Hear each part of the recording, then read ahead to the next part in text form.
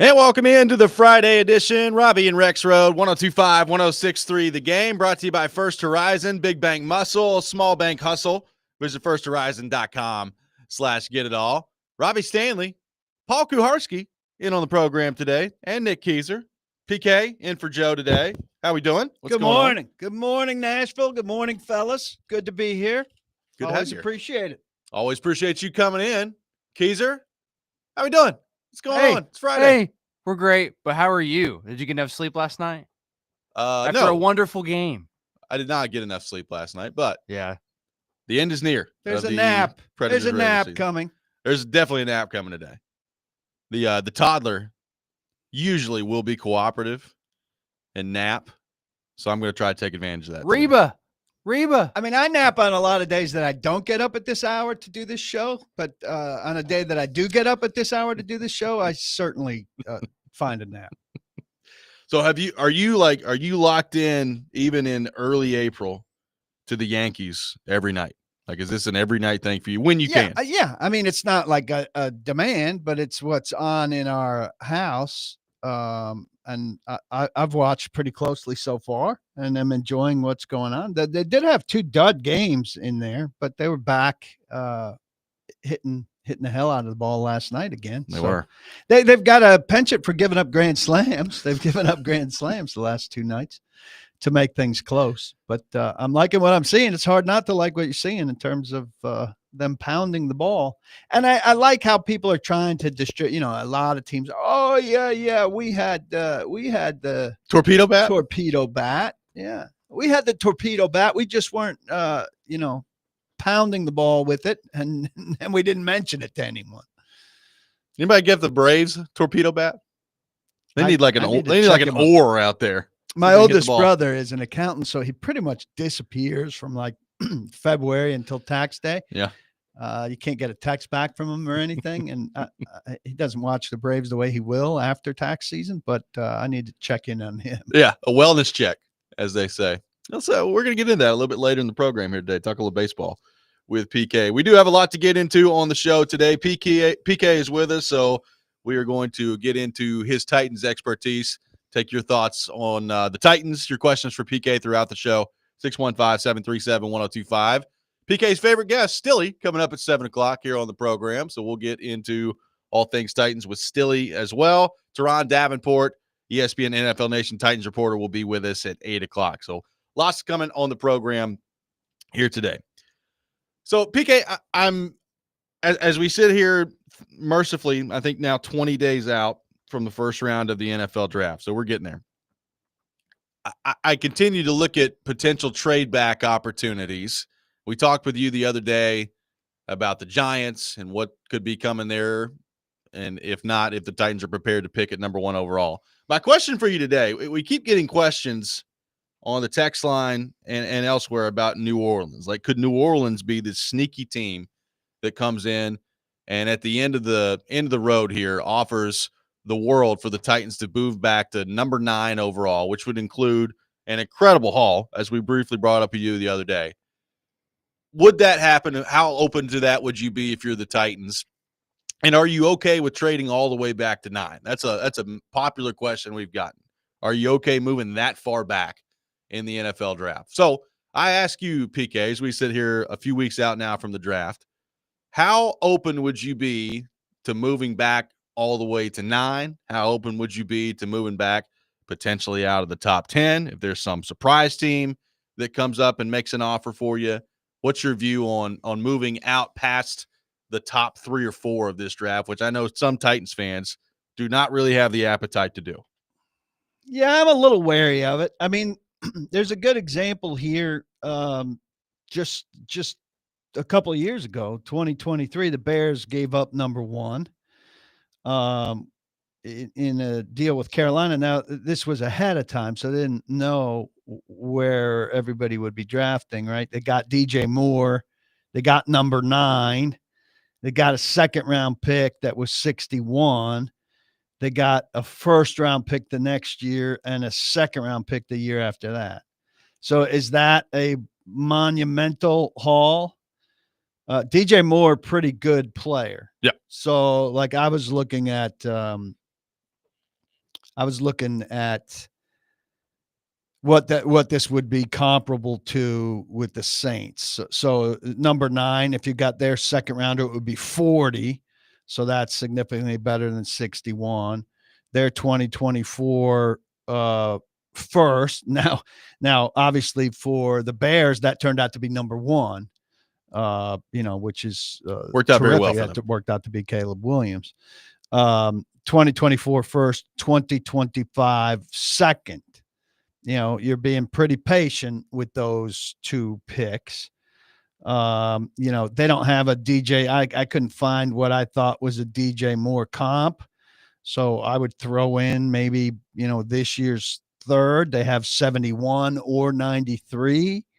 Or maybe you throw in something later and you get somebody like Rashid Shaheed, who, could be your slot receiver, though he's missed games. He doesn't fit the durability thing, could be your slot receiver and your solution as a return man. He's been all pro return man 2 years ago. Be nice to get a good one of those again at some point. At number 9, who are you getting at number 9? Michael Williams seems to be sinking on the consensus board. He's got long arms, he's explosive, and he's sudden, but he needs to develop technically. But there was buzz at the combine that they liked him after Abdul Carter, and he obviously is a pass rusher. I don't know if he's, sound of it is he's not, going to be a phenomenal pass rusher on day one. Matthew Golden, the receiver, a little smaller than you'd like at 5'11", 190, but it ran at 4.29. I don't know. When a guy runs a 4.29, he usually doesn't come into the league and blow things up. Right. And then, Joe was joking Wednesday when I was in about Tyler. He wasn't joking about Tyler Warren, who is a wide tight end who can bang on the line of scrimmage and make a lot of catches for you. And we know, none of us are prioritizing tight end over wide receiver or edge, but that's a guy that can be an offense changer.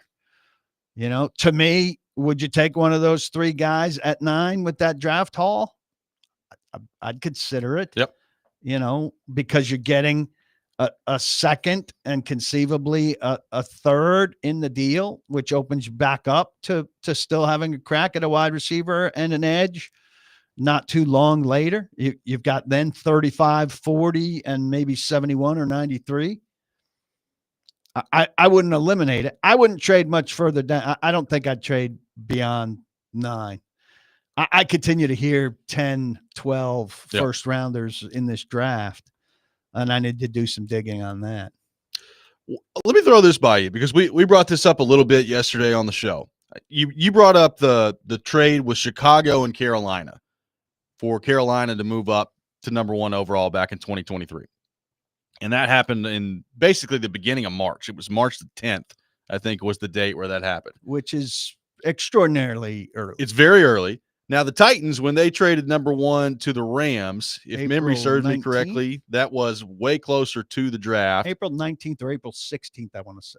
I'm looking at April 14th. Right. So April 14th. So you're right in there of when that happened. So there's an example of being a little bit later in the process before that decision is made. We got questions yesterday about this.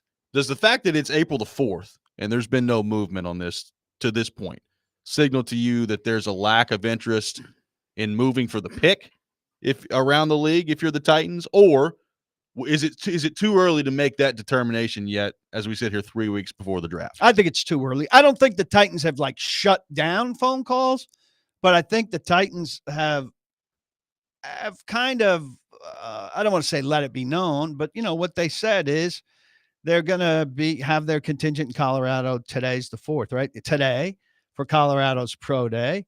And then on the 9th next week, they will work out Shedeur. And that to them is kind of the end of their process. And if, within a week of the end of their process, they will be where they're going to be. And at that point, they'll be ready to more seriously consider offers if they're going to seriously consider offers. If they've established, as we talked about earlier this week, that Cam's their guy, if Cam's their guy, they're going to take Cam. If Cam's their guy with trepidation, then I think you could pry him from them. I think they've wisely kind of put it out there that, oh my God, it's going to cost a, infinite price. Yep. Maybe it costs an infinite price if they feel about Cam Ward the way teams have felt about Trevor Lawrence or Joe Burrow. Otherwise, I think, they'd be open-minded about anything, depending on what you come to them with.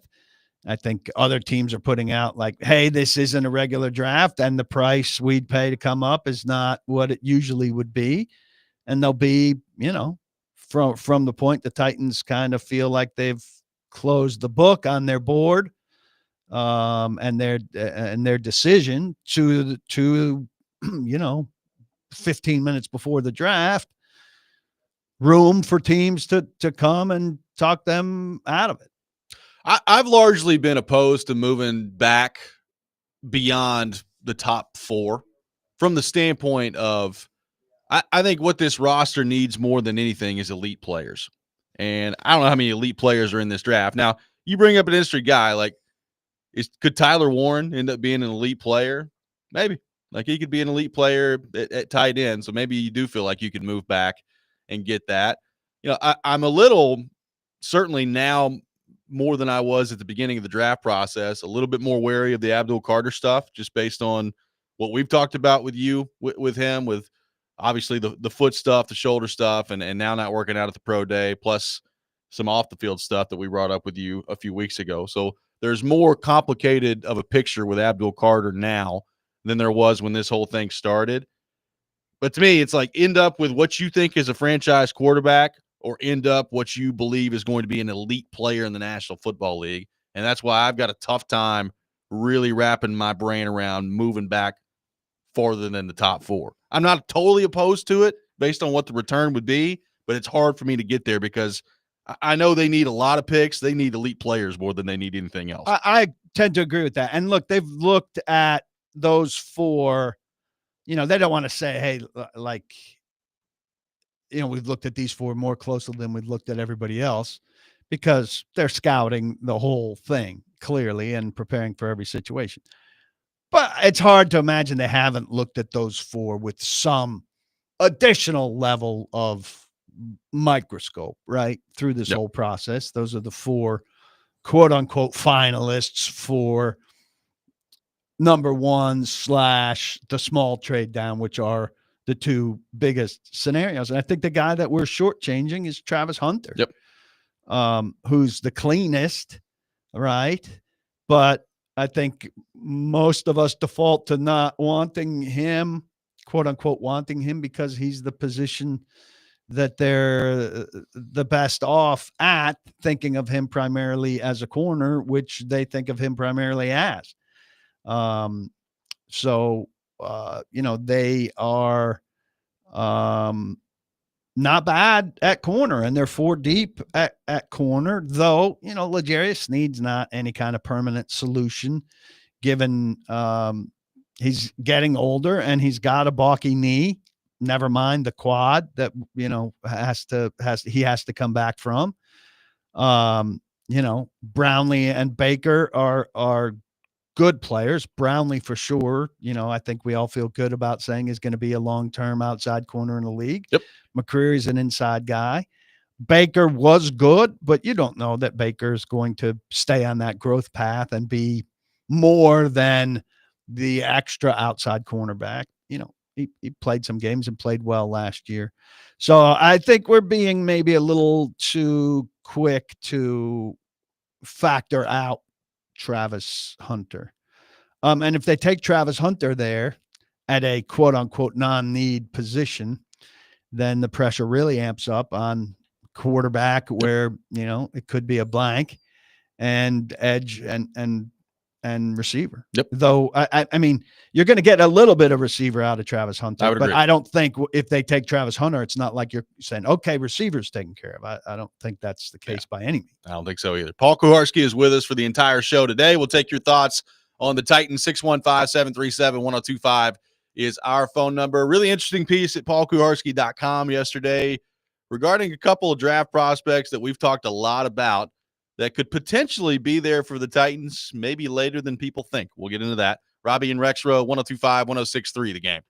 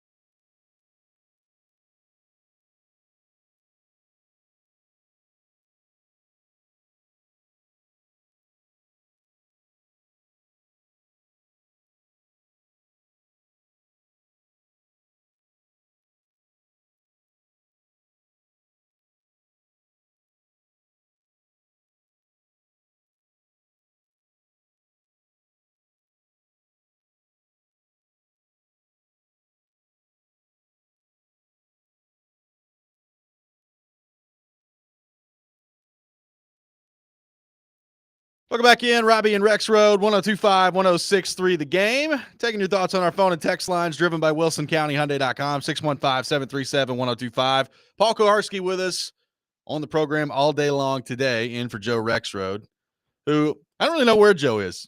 He was supposed to go to San Antonio yesterday. I don't know if he ever got there. Final Four coming up this weekend. Said it's going to be in the 90s.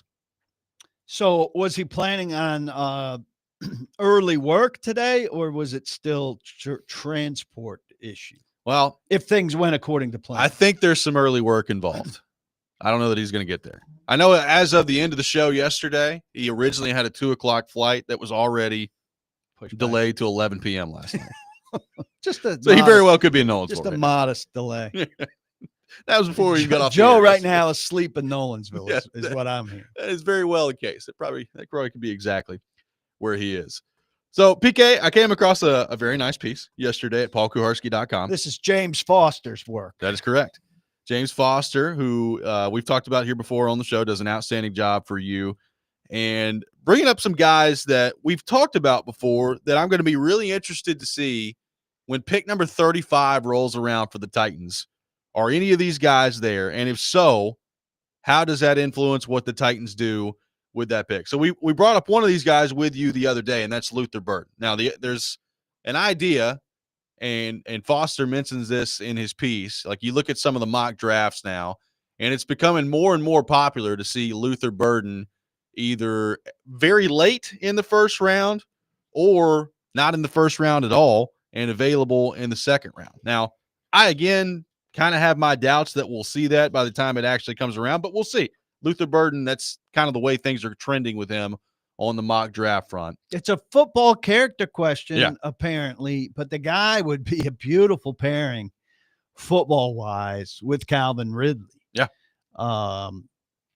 And I think, you add him to their receiver room and you automatically feel a lot better about things. If it's Ridley, Burden, Jefferson / Oliver, still you'd like to see them add a veteran later who gets cheap, Lockett on the high end, Elijah Moore on the low end.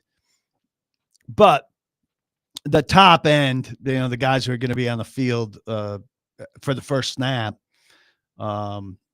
especially in 2 wide, they look tremendously better if Luther Burden's out there. Yeah, I mean, I watched him play a lot at Missouri, and I think he's got, number one, that's why it's hard for me to believe he's actually going to get out of the first round, but we'll see. Sometimes there's runs on receivers at the end of the first round. Sometimes there's not. Sometimes you wake up on day 2 and you're like, wow, I mean, I can't believe so-and-so is available there. I think he would come in and he could be a pretty good fit here pretty early. And you talk about maybe drafting Cam Ward 1 and immediately getting him some help. That would be a very intriguing way to go. The other guy here that Foster brings up is James Pierce out of Tennessee, who was a very good player at Tennessee. Now, the production itself did take a drop-off in his last year at Tennessee. Now, some of that was they had an unbelievably deep rotation on the defensive line, and some of that may have been what I think is starting to become more and more of a concern with him the more that people talk, and that is, like, what sort of an attitude does the guy have? Like, is he a guy that was just a malcontent last year? Is he a guy that's going to put in the work when he gets to the NFL? And because of that, you're seeing more and more that people just don't really know where James Pierce is going to go. There's a lot of talent there on the baseline, but the character concerns could make him available at number 35. Bob McGinn, who covered the Packers forever and now does some work for Go Long, Tyler Dunn's very, very good site, quoted anonymous scouts, very critical of Pierce's football character that referred to emotional outbursts and skipped workouts. It's not what you're looking for. No. And the emotional outbursts piece takes me to Albert Haynesworth. Another Vol. Yeah. So, I don't want to endorse that. Having an element of that is not that bad, but you think that Haynesworth was brought into a team with a lot of defensive leadership. Yep. Keith Bullock and guys like that would immediately monitor him and put him in his place. And Haynesworth had issues here. Now his final 2 years when he was playing for a contract, he was insanely good. He was.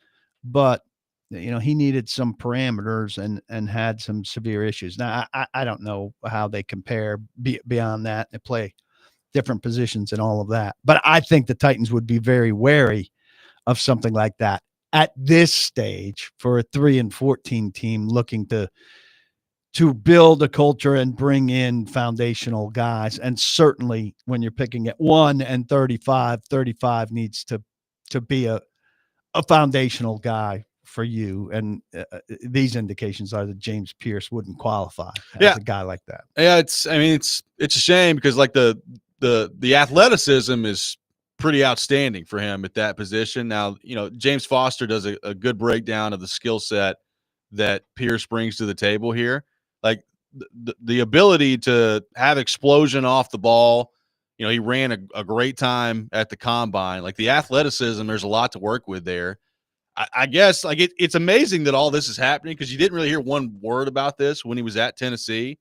So I guess he was just apparently an absolute pain in the butt to deal with all year long at Tennessee. And they did a great job. And they did a really good job of covering that up. So is it as simple as like sometimes guys have an eye on the NFL and that's the only thing they care about that last year in college and they turn into an absolute jerk to be around at that point? Is there some growing that he does from that? I think it's pretty clearly going to cost him in the draft. Like, look, I never bought into the idea, heading into last football season, a lot of people had James Pierce as like the number one pick. I never bought into that. Like, I don't think he's number one pick type of guy, but I do think he's pretty high level first round guy. And I think this pretty clearly, PK, unless all the information around this just isn't as big of a deal to one team as it is to what it seems like it's going to be for the league, I think it's pretty clearly going to cost him by the time the draft rolls around here. Yeah, and like we were talking about, like when Haynesworth got drafted, certain teams are more equipped to handle it than others. I don't think the Titans are at all equipped to handle somebody like Pierce right now. And I don't want to turn it into a Jeffrey Simmons bashing session, but he's not the kind of guy that's going to help control somebody like Pierce. I think he's somebody that might fuel some of those.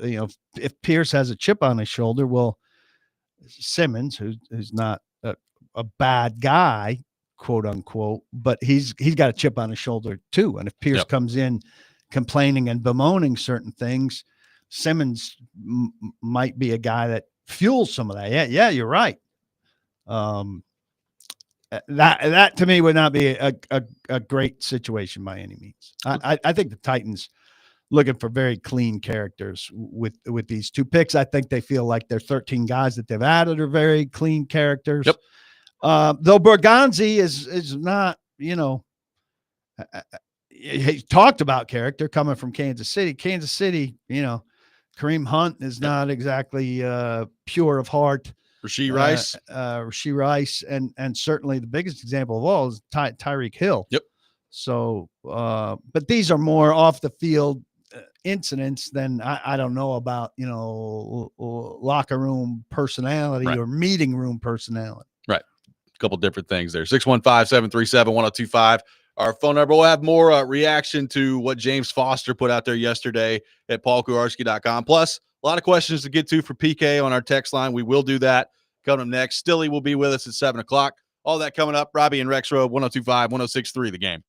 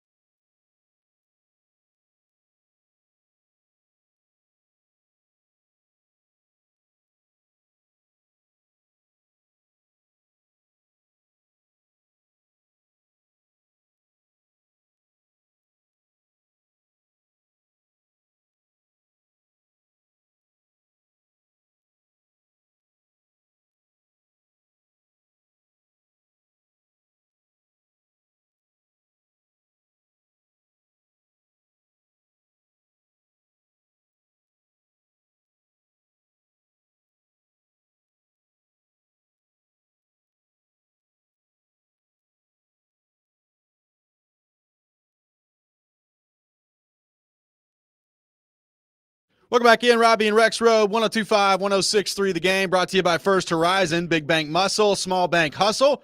Visit firsthorizon.com/getitall, live from our Busy Bee Plumbing, Heating, and Air Conditioning Game Nashville studios.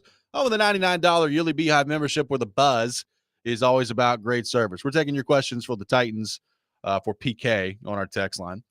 How about this one? This is an interesting one from Ed that we brought up a little bit briefly on the show yesterday. Do you think, PK, that having so many voices in the front office is a help to Borgonzi, or does it overly complicate the decision-making process? This is from Ed. Well, I think they obviously think it's a help. Otherwise, they wouldn't have brought him in. I mean, they didn't bring in Reggie McKenzie, who they consider, by the way, a bit of a line expert, or Dave Ziegler, if they didn't think they were going to be helps. So those guys are sounding boards for him when he wants them, but they're not going to overflood him with information when he doesn't want it. Those four, those two plus Brinker and Borgonzi are kind of a wolf pack, if you will, who've operated together very closely. They've stayed, when they've had these 7 a.m. till 7 p.m. meetings, they've then had dinner, and the four of them have often, then stayed till 11 or 12 at night, going further on the topic of the day or on the quarterbacks. So they set it up this way with purpose. And Borgonzi, certainly this was not Chad Brinker hiring 2 additional guys to throw them into the mix to complicate things for a first-time general manager. He was providing aid. No, it's interesting. I agree with that. Now, we brought up the comments that Rossini made the other day about how she had heard from someone in the Titans building that they definitely want to trade back. I do wonder that when you got that many cooks in the kitchen, so to say, like, how does that influence what the decision-making process looks like? We know ultimately Mike Borgonzi is the general manager, and Chad Brinker is going to be heavily involved in decision-making. So ultimately it's going to come down to those two. But I do wonder, having those two guys in the room that do have the skins on the wall that they have, how much influence will they have in terms of the decisions that they're going to make moving forward here? Yeah, and look, her the person telling her that there's an element who would like to trade down, well, could it be McKenzie or Ziegler? Sure.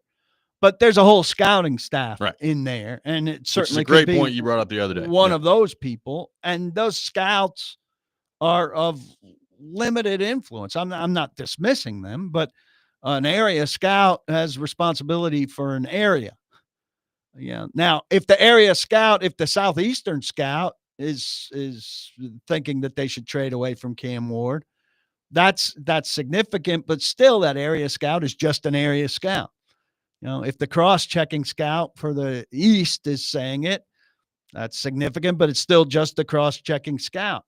And these scouts have not had huge influence over the course of certainly during the course of John Robinson's tenure, and a lot of them are the same guys.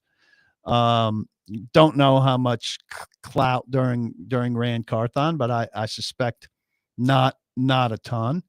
And so a scout saying it is not, to me, a great big deal. And again, so you're talking about a scouting department that is 12 to 15 people deep, 12 at least. Having one dissenting voice in there is good. Yeah, I was about to say. Not bad. So if you're hearing that and saying, oh my God, they don't all agree, that's great. Yeah. This place is seemingly filled with yes men or ignored men for a long time. It's great if somebody in there is saying, no, I don't think we should do that. I think we should trade down. And they're still hashing through this thing as they've said. And I think if they draft Cam Ward at 1 and there were a couple dissenters in there, that's great. Yep. Their voices have been heard. I mean, there was and considered. Yeah, I mean, there was dissenters when they drafted Derrick Henry. That worked out pretty well for the Titans. Like, you don't want your organization all the time to just be everybody's in lockstep all the time. Like, that never happens in life. That should not happen in your organization. You bring up the scouting. Now, So, they may say that, right? Joe's course. big on that. Yeah. They all lock arms and say we all wanted to do this, or right. They'll say we came to a consensus, which ultimately means that the guy or guys who wanted to trade down, got outvoted. You bring up the scouting department. So obviously, when Borgonzi takes a job in January, that's not the time to go running through your scouting department and make changes. Once we get through the draft here, do you think that the Titans could be looking at making significant changes to their scouting department, which we really didn't see in the last general manager switch when Rand Carthon came in? I think there were really only 2 scouts that have been changed out. If anybody's listening that can inform me if I'm off on that number, but I think there are really only 2 scouts that have been changed out from the Robinson regime. And I don't think Robinson brought a huge overturn himself. So a lot of these guys have been over there a long time. And I do expect that they will turn things over more in May. Though, there's always the potential. I think a lot of Titan scouts are on year-to-year contracts. And I think a lot of Kansas City scouts probably are not. And so if he's got a guy or 2 over there that he thinks he can ultimately get, he may be patient in terms of getting them. So, part of the timetable of the turnover could be linked to when the people he most covets come free. 615-737-1025, our phone number. More of your questions to get to for PK coming up next. We'll do that. Jared Stillman will be with us at 7 o'clock. All that ahead. Robby and Rexrode, 1025, 1063, The Game.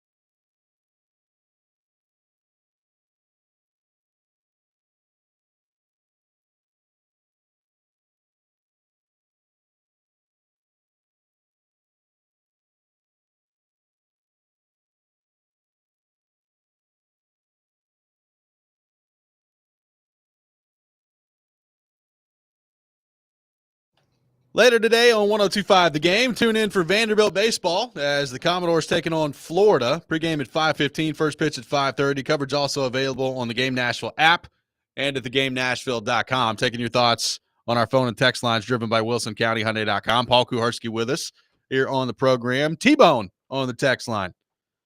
PK, are the Titans 100% done with Levis? Is there a scenario where he's gotten better in the offseason and they're just going to take Travis Hunter at number 1 and roll with him? It's from T-Bone on the text line. I mean, what was the first part of that?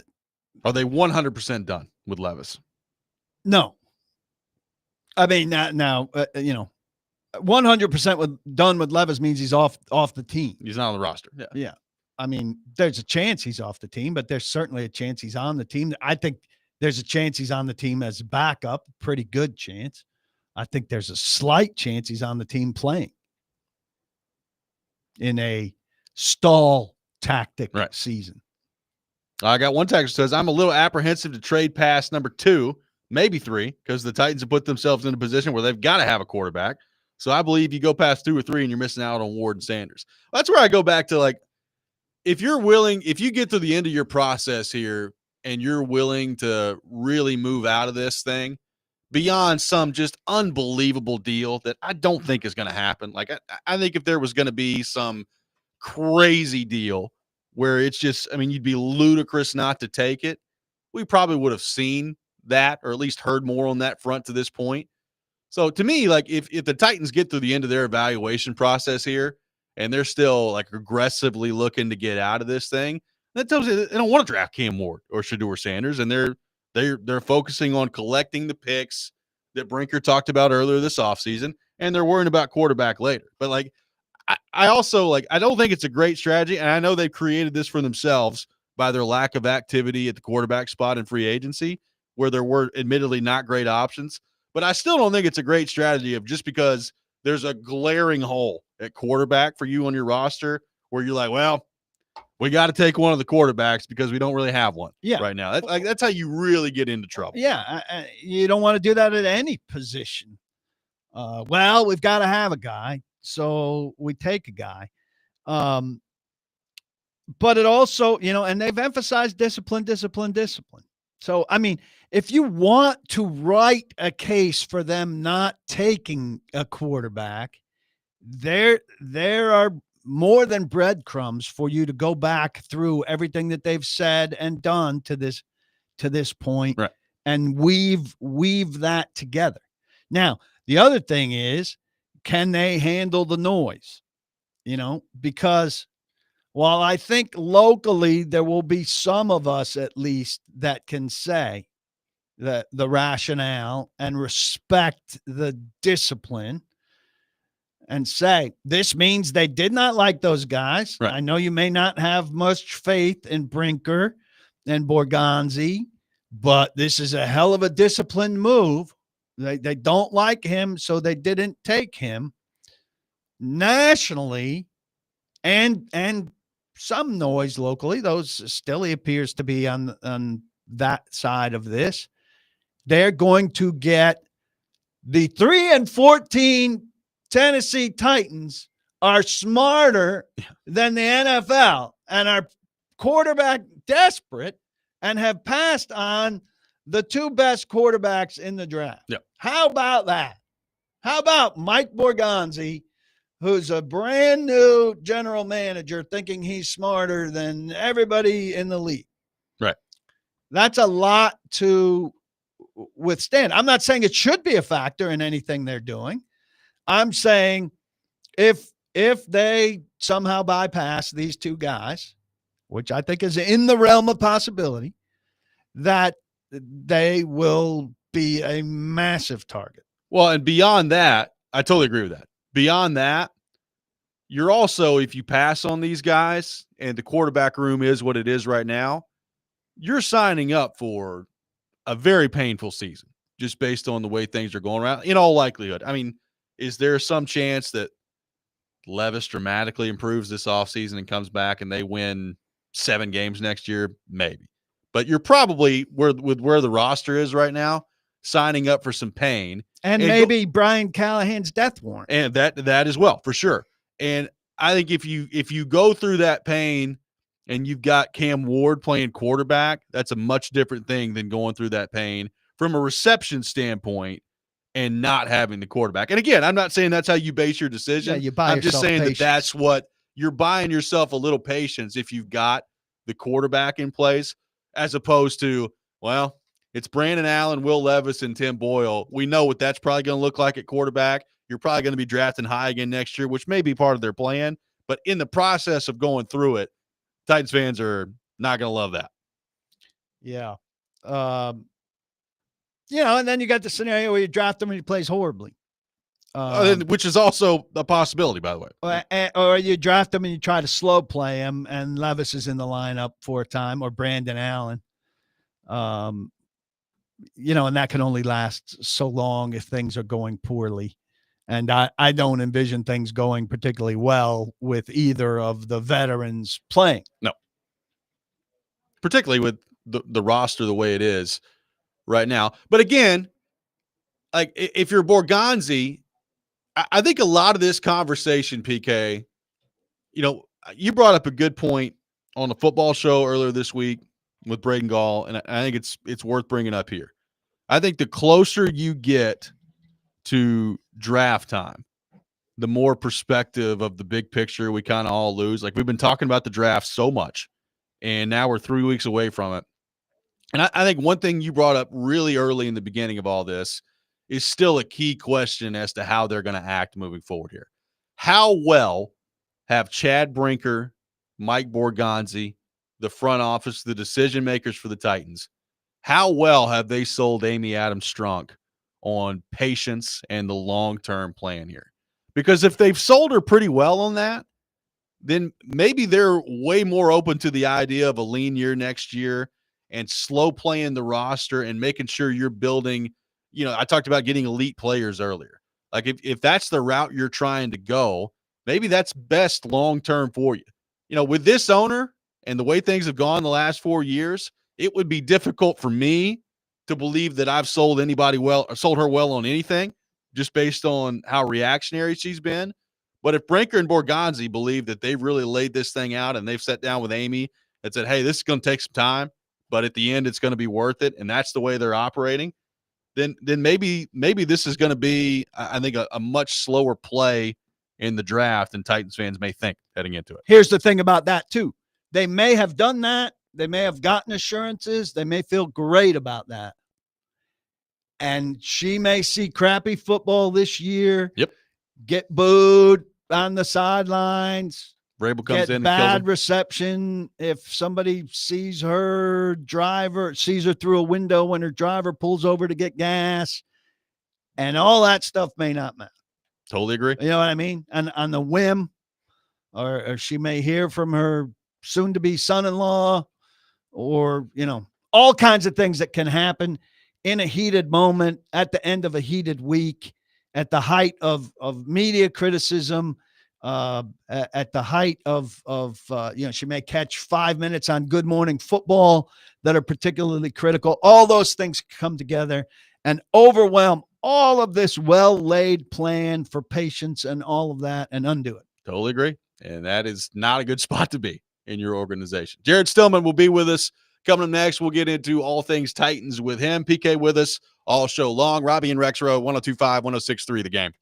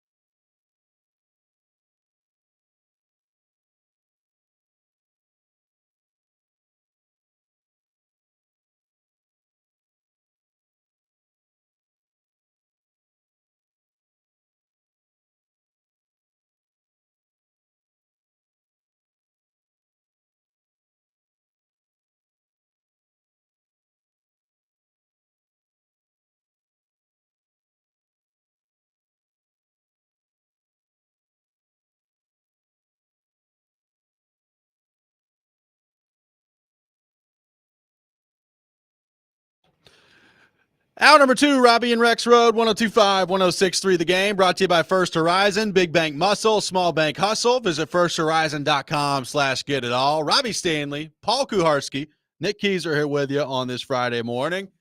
And we say hello to our good friend Jared Stillman on the program, as we do every Friday morning at 7 o'clock. Stilly, good morning. How are you? I'm outstanding. How are you two? We are awesome. We're well. How many segments did you get out of Bill Polian yesterday? Oh, man. I got some segments out of Bill Polian yesterday. That is I'm not going to deny it. But let me say this. Bill Polian's opinion does carry a little bit more weight than, say, most people's. Well, I mean, you just made it like waves and waves and waves of Titan people are counter to Bill Polian thing. I thought maybe there's a little straw man there. I don't see the Titans, the massive amount of Titans fans who are counter to the idea that the top quarterback in the draft at number 1 should check all the boxes. How many Titans fans are telling you they're okay with him not checking all the boxes? You must not read the YouTube chat very often. Yeah, and we the do have YouTube some chat doozies in the YouTube is chat. a place sometimes, unfortunately, not to live. But I actually do think some of that. I go on what I call those you people rants, where I rant about not you people, but, you people. And I think sometimes it's more of a vocal minority than it is how the overall fan base feels.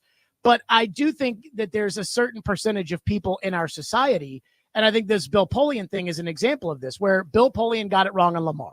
So did Floyd. So did pretty much 32 teams in the league, including the Ravens that drafted a tight end in the first round before they drafted Lamar. But they hear Bill Polian say something that they don't want to hear. And instead of saying, hey, maybe Bill Polian's right about Cam Ward and Shedeur Sanders, it turns into, oh, Bill Polian, what's he know? He screwed up on Lamar. He sucks. And I'm just like, you people. And I think that's, again, a bigger societal issue of people that just want to hear affirmation. So Bill Polian's smart if he says what they want him to say, but if he says what they don't want him to say, then he's dumb. And I think these are the same let Rand cook people that are the same, oh, Cam Ward's a franchise quarterback, no questions asked. And I think that's my bigger issue. I will devil's advocate it, because this is the problem with your show. There's no conversation. There's just you making declarations. Bill Polian's 82. He doesn't work for anybody. How intently do you think he's sitting down and breaking down Cam Ward and Shedeur Sanders? Well, Bill Polian does advise in an unofficial capacity some of these teams, as far as their searches are concerned. And I would not surprise me if he was helping the people that he advised into those positions, i.e. Joe Shane, i.e. Chris Ballard. Matt Eberflus. The last great recommendation he made to show you how on top of things he is currently. I mean, but I would expect that Bill Polian probably has nothing else to do in life except watch football and talk to his football people. So, I mean, I think Bill Polian's as in tune with Cam Ward as, say, you or I would be. Is he as in tune as... Wow, that's a real benchmark, Jared. But he has I know you're very into Jared Stillman, but right, to say that Bill Polian... you're really underselling his authority there. Well, but think about how much time we've spent, watching Cam Ward or talking about Cam Ward or researching Cam, whatever. But Bill Polian has the knowledge base beyond us to be able to apply that to what it will look like in the NFL. So I think his opinion matters. Sure. Here's another important piece of his context, though. He's never had a number 1 pick facing an uncertain quarterback class. He's had a number 1 pick one time, and Peyton Manning was there, who checks every box by everyone's standards. I know he likes to really play up that he was tortured with the Ryan Leaf choice to make himself look great. But he's never faced a quarterback choice with a It's actually not true about Manning checking everything and it being, because I did watch the 98 draft on YouTube. I'm not proud of this, but I watched the 98 draft. Yeah. And he hammed it up pretty good. Joe Theismann had like the two guys comparing, the breakdowns of the two, and it was like maturity, leadership, physical traits, and something else. Manning checked 3 of the 4, did not check physical traits. Although I thought Manning's arm was fine throughout the first 3/4 of his career. And and Leaf checked 2 of the 4 boxes, did not check experience or maturity.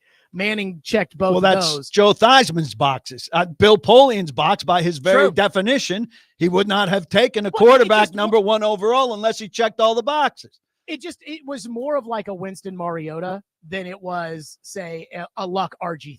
Okay, but he's never been in a situation like this one, or like most of the quarterbacks chosen number 1 over the last 10, 12, 15 years. So he lacks kind of the context of being super needy at quarterback. We didn't get a chance to say, hey, if you're the Titans or the Browns or the Giants and your quarterback desperate, what do you do right now? That's not true. In 95, he had the number 1 pick and traded out of it. They had the number 1 pick in Carolina and got to 5 Carter, to get Collins. Right. So in that instance, my guess is Polian probably looked at McNair and Collins and said, I would rather have whatever the draft haul was to move out of number 1. I'd rather have that than take Kajana Carter or Tony Baselli or overdraft, in his opinion at that time, McNair or Collins, moved to 5. And I mean, Kerry Collins was a solid NFL starter and started a Super Bowl. And I mean, again, I know that the Titan fans, and I think, again, this is a minority, but there's a lot in the YouTube chat of this belief that Cam Ward will be Patrick Mahomes because they want him to be Patrick Mahomes. But I think we could agree that if one of these 2 guys has a career of Kerry Collins, where he's a 10-year starter in the NFL, now, granted, did take the off-the-field stuff, in Carolina away, but if he's a 10-year starter in the NFL and he plays in a Super Bowl and goes to Pro Bowls, like, you'd take that, right? I think a lot of people, I think that probably would be the best case scenario for Cam Ward. And you'd take that, yes? At number 1 overall? Well, yeah, if they can't get out and they're stuck there and they can get a 10-year starter that can do what Kerry Collins did, would you take it? If you can't get out, sure, but I'd prefer to get out. I'd let the Giants get the next Kerry Collins, and I'd get more picks. You'd get more picks, and you'd deal with quarterback when? Next year, or with the more picks?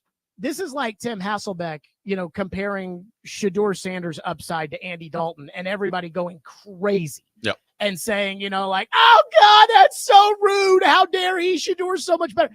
First of all, if you had to tell me right now, if I had to bet my home on who's going to end up with the better career, Andy Dalton or Shedeur Sanders, I'll take Andy Dalton. But, I think that's probably the best case scenario for these guys, is that they become solid NFL quarterbacks more so than superstar quarterbacks. And if I'm drafting a guy at number 1 overall in my first draft, where I don't have to draft a quarterback to save my job, the way it feels like maybe Joe Shane does in New York, I personally would rather want to draft the franchise guy. I understand what you're saying, PK, because at this point in time, the Titans completely ignored quarterback in free agency. But I don't think it's fair to now say, like, okay, so what would you do now when it's like, well, I would have signed a Daniel Jones go back or a Sam Darnold or somebody that is worth starting, so that we're not having this, well, maybe they put Levis back out there conversation, because I think we all agree, like, Daniel Jones is a better bridge quarterback than Will Levis. Right. So they did what they did, though. You've got them trading out in your ideal scenario, trading out, taking who and doing what? In my ideal scenario, I would trade to 3 with the Giants. I would take, I'd want their 2nd rounder this year, one of their 2 3rd rounders this year, and their 2nd rounder next year. I don't think they're going to give you their first next year. Yeah, that's about right. I would trade to 3. And at that point, it's kind of a who's available. If Travis Hunter goes at number 2, then I can't take Travis Hunter at number 3. And that's the deal that I made by getting all the extra picks. But I heard you guys talking about Tyler Warren this morning.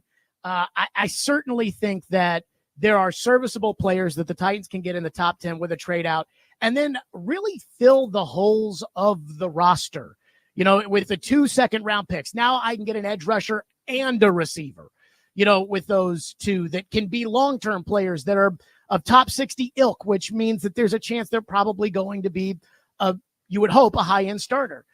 I think that's the best way to do this. And then wait, if you can, until the right scenario comes for quarterback, and then make your move when you feel comfortable doing it. But I feel like they've already kind of swung and missed, because I don't think they have a bridge quarterback on their team, and they should have a bridge quarterback. I think they just in this scenario which I'm with you on. I think it's just a stall year, and they patchwork it. have a pretty good pick next year again, and so why have not a much year better it with pool. Daniel Jones, or stall year it with Jameis Winston, or stall year it with Mac Jones? I don't know. Somebody that's won I a agree. little bit as opposed to Levis. I wanted one of those guys as well. I don't know why not stall year it with those guys. So do you Although feel I have had this thought to your point. Let's say they make a deal with the Giants, and let's use my deal as an example because I think it's a reasonable deal. Could you turn around and trade 99 or turn around and trade a fourth next year? Or would Cincinnati, for instance, have interest in dealing Jake Browning to you? Which I just don't understand why would they part with Jake Browning, leaving themselves without a good backup for Burrow, who's got a history of getting hurt, when they could go 2-2 in a month with Jake Browning? I mean, he's a pretty valuable commodity. I would argue that they would do it because in this deal, Levis would be part of the trade. In this deal, they're getting 2 years of Levis under contractual control that's pretty cheap as kind of a developmental, for sure sitting behind Joe Burrow type of player. Plus, they get 4 years of contractual control for a future player by getting a fourth rounder in next year's draft. So that's 6 years of contractual control, giving up 1 year of contractual control for Jay Browning, who I'm going to guess is look for more money or a better chance to play after this upcoming year. But not behind. I think you overrate the contractual control on the fourth rounder, because the fourth rounder is a 50-50 guy to make the roster. And I think you overrate. Fourth rounders make rosters. They make them, but they also don't make them. And I think Des Fitzpatrick is the exception, Paul, not the rule. Yeah, but they don't all make rosters. So it's a bit of a crapshoot in who you get in that fourth round pick.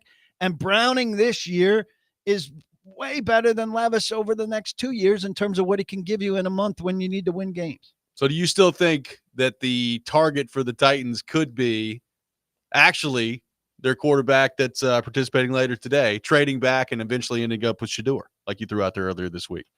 You know, it's funny. I looked at I would love to see like a scout, like a general manager's grades on all these quarterbacks over the years. And of course, nobody just publishes their grades but NFL.com kind of, I guess, has grades on the 8 scale, and nobody gets an 8. Like Trevor Lawrence was the top quarterback over the last 5 years. He was graded at a 7.4.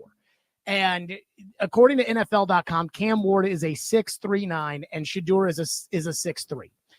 Now, I would say, okay, if the difference between those two isn't that much, and I can pick up all those extra picks from the Giants and move to 3 and take Shedeur Sanders, at least if Shedeur Sanders doesn't work out, or if the team stinks and there's a quarterback in next year's draft, they don't have to sit there and say like, oh no, we took this guy number 1. We invested this huge number 1 pick into him.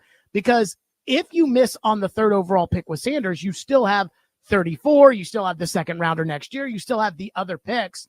But I'm not a huge Sanders fan. I do think that Shedeur Sanders would sell tickets. I don't care about that. No, they don't either, I don't think.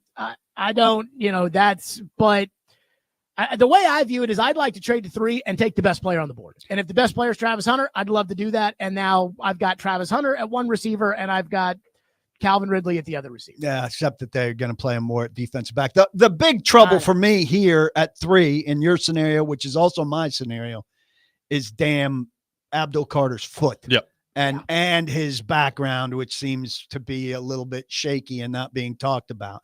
If he was fine and you were saying get to 3 and you take one of those 2 guys, that'd be great. I think Abdul Carter's sinking a little bit with physical concerns and maybe some background concerns. And I want you to be able to take somebody at 3 that you feel absolutely terrific about with no concerns. This guy comes in and he's not ready for OTAs because of some combination of his shoulder and his foot. And we know how that goes. You miss that first month. And then the story of his first year is, well, he never really caught up to speed and everything. And then the story of his second year is, well, his first year, he never really got up to speed. And then the whole story spins from there, from a missed we say it's not a big deal when it's happening. But then when his first month is bad, everybody's referring to that. I feel like if this were last year, the Titans would be okay with Abdul Carter, that they would say, oh, no, Drew Rosenhaus said it'll be okay. It'll be okay. And now with the durability thing, it's different. Yeah. Well, and I just, it feels to me, and Paul, you talk to them, I think, more than I do. So yeah, I know more than you do. Well, I was the one that told you they weren't really wanting Callahan's opinion anymore. You and Joe went crazy about it, and then 2 weeks later, you're like, "Yeah, I think this is more personnel staff driven than coach driven." In fact, I think you're like, "How would he know that?" I predicted something successfully. I predicted something successfully, and it went right. And I'm a genius. You're right. I went to the Titans facility. The next day I come back, or that day I come back and say, "This is my sense of it." And you're like, "How did he know that?" You just assume I don't talk to anybody, Paul. But that's okay. It was a public press conference.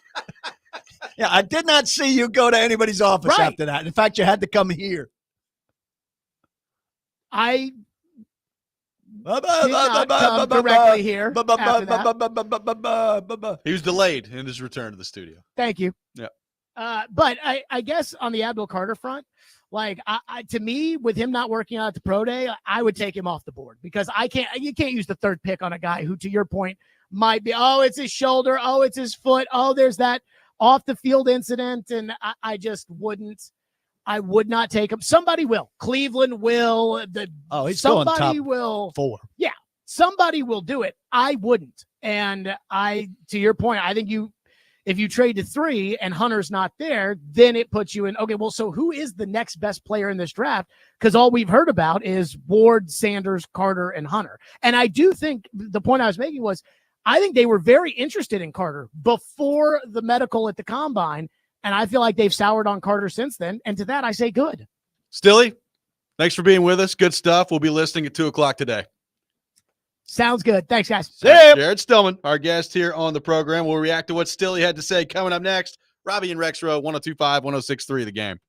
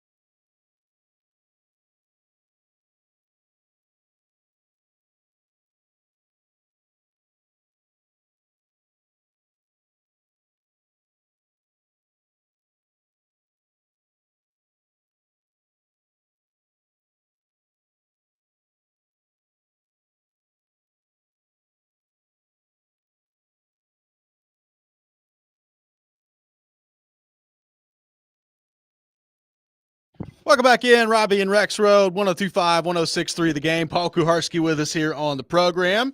Appreciate Jared Stillman for being with us in the last segment. One texter said, just turn on the radio. Heard PK say to Stilly, I'm with you, and I'm fairly certain I'm still asleep, and it's all a dream. Very, very cordial segment. Well, he has not said ridiculous things to the degree that he typically does this week. So I don't know. I'm taking credit stars for it. Are aligning or something. You're taking I'm the credit as peacemaker. a peacemaker. Yep. Didn't the peacemaker that George Clooney played ultimately shoot a bunch of people I think so. in the film? Yeah. So stay tuned. I'm going to try to avoid doing that. I may join you in Rexrode in egging people's houses, though. Seems like a good business opportunity. I don't know if we're hiring yet. We've got to see how it goes. The economy's retainer. not going so well. On retainer. I mean, our business is on hold for a lot of reasons. And if you check the market right now, I don't know if any venture capitalists are looking to jump on board. We'll see at this time. Maddie says the moment when Jared and PK were both yelling, imitating PK at the same time was radio gold. It reminded me. I was not. He was imitating Stilly. I was not imitating PK. Yourself. I am PK. Yeah. You don't have to. You don't have to imitate yourself. I don't self-imitate. Good stuff there from Stilly. The Abdul Carter thing. You're right. Like, I do wonder when it comes down to it. I'd be stunned if he ends up out of the top 5. But like, if you're the Titans, how much does everything around him kind of scare you off of him right now? I'd be curious, even beyond the Cam Ward discussion. A good question came up out of that. Like, who's 5th? Right. Text us with who's 5th. Yeah. Tell us in the YouTube chat who's 5th to you. Is it Mason Graham? I don't know. That's a good question. Is Travis Hunter, who I think is clearly the safest pick? Like, I got a lot of confidence in Travis Hunter coming in, whether it's defensive back, wide receiver, wherever team decides to, like Vrabel was out there the other day saying, yeah, we'd find some spots for, he could play both if he's on our team. Like, I got pretty good confidence in Travis Hunter coming in and being a really darn good player. I don't know how many guys in this draft that I'm that confident about. Like, I would have been about Abdul Carter at the beginning, but now I'm scared to death he's going to get hurt with the stress reaction. Like, how many guys are we that confident in that are coming in and we know are going to be good players? And look, Travis Hunter, I think, is going to be a really good NFL player. Really good. But it's hard. It's very hard not to think of right now. This is a 3-14 team. You're looking for an immediate impact guy. He comes here and he's an immediate impact guy at corner. They said they're going to start him off at corner. Yep. So you're bumping either L'Jarius Sneed or Jarvis Brownlee out of the starting lineup to play Travis Hunter to start. And look, I understand people's frustration with L'Jarius Sneed, but he is absolutely one of your best 22 football players if he's healthy at the start of the season. Yep. And Jarvis Brownlee unquestionably is. So, look, long-term thinking and all of that, you got to think that way. It's hard for me not to think of how does your number 1 pick in the draft or your top 3 pick in the draft influence your opening day lineup. And the way he influences it is another very good player has to have a more restricted role. I got one texter that says Tyler Warren is 5. Another says Matthew Golden, wide receiver out of Texas. A couple of votes for Ashton Genty at running back, who we were just talking about the break. They're not taking a running back. I sure would hope they're not taking a running back. And not just because Tony Pollard is there, but because no matter how good the running back is, you can't take him 5th circa 2025. 615-737-1025. Our phone number. Got some more thoughts to get to for PK on the Titans front. Though somebody may be taking him 6th. Well, I may real might. That seems to be where the momentum is right now. A couple more Titans thoughts to get to with PK coming up next. Also get into a little baseball with him as well. We'll have a rant coming up at 7:45. Robby and Rexrode, 102.5, 106.3 The Game.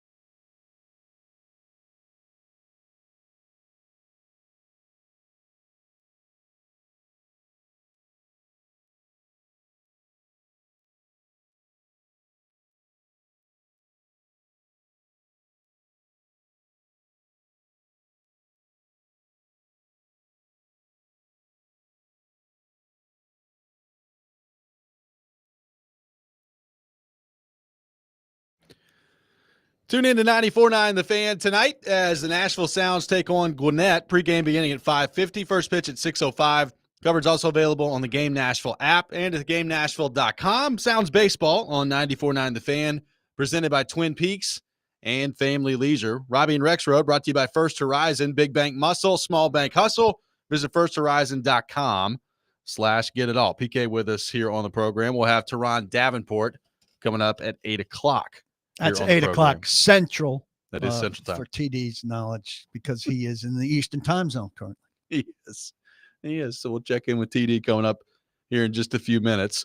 Ryan from Clarksville throwing this out there, and I understand the question because it did happen a couple of years ago, but I think you and I probably be on lockstep on this one. It says, what are the odds that the Titans pull a Texans from a couple of years ago and pick at 1 and then trade back up for another top 5 or top 10 pick? I don't think they have anywhere near the luxury to do that with the lack of draft capital that they've already got. Trade back up with what? Yeah.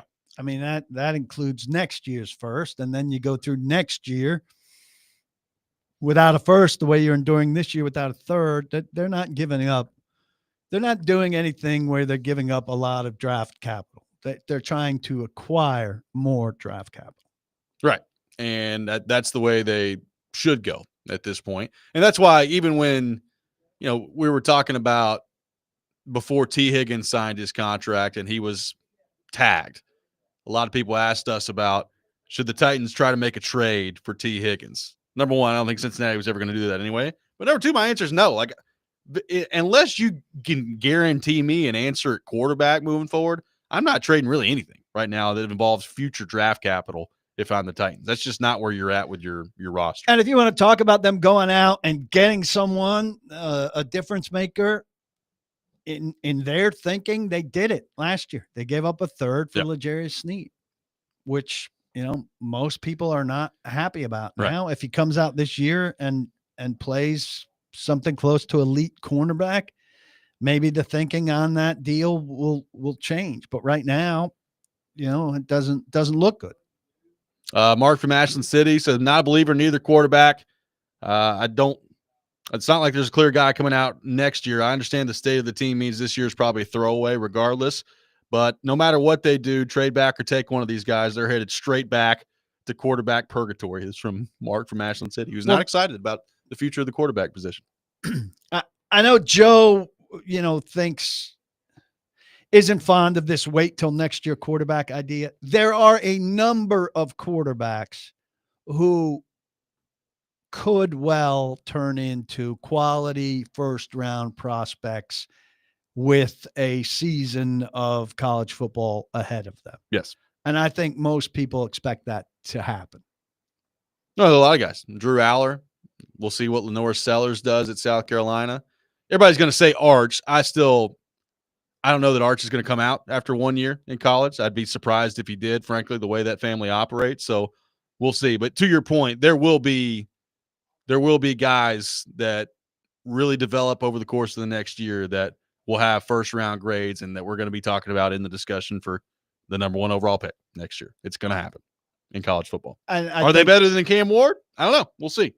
I suspect there will be more than one that is looked at as better than Cam Ward and Shedeur Sanders. Yep, could be. I mean, this is a down year on the quarterback front. PK, how concerned should Braves fans be right now? We are 7 games in to an 162-game season, and they're 0-7. It's been rough. Now, they played against the Dodgers, and I told you off air that I think you should probably have your playoff races this year determined by like your record outside of the Dodgers games because of how ridiculous they are. But what's the panic level if you're a Braves fan right now?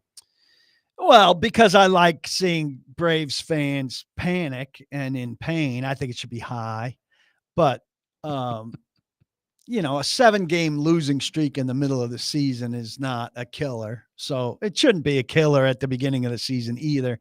And outside of the Dodgers, it's not like they're a bunch of undefeated teams in baseball either. So I haven't looked in on the Braves outside of knowing that they're winless and enjoying that. Braves are always good. Pretty much always good. And it's hard for me to imagine that they're going to be terrible this year like they are right now. But I wouldn't mind if it lasted a little bit longer to see all you guys sweat. I mean, the teams that they've played so far, Dodgers and Padres, are combined 15-0. Yeah. Those guys off to a pretty good start there. So not a favorable schedule. Who's terrible so far? There's somebody with 1 or 2 wins so far. The Nationals are terrible. They're 1-5. And they'll get their turns, obviously, against Washington. Right. So things have a way of evening out in baseball. That's part of why we like it the way we do. And I'm sure they'll get some torpedo bats down in Atlanta and play catch up with the team that was smart enough to have an MIT guy redistribute the fat part of the bat. I mean, it's working out well for your Yankees. You got the short porch and the torpedo bats. They're hitting home runs all the time out there. Yeah, and Aaron Judge hasn't touched his bat, and Aaron Judge has more RBIs than Colorado Rockies have runs.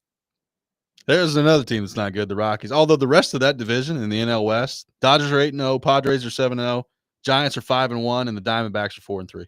And then there's the Rockies. Diamondbacks are pretty good. I've watched their first 2 pitchers are quite good. So the Yankees struck out 1 billion times in the first 2 games against the Diamondbacks. I'm not anxious to see a lot of them. How are you feeling about the Yankees pitching this year?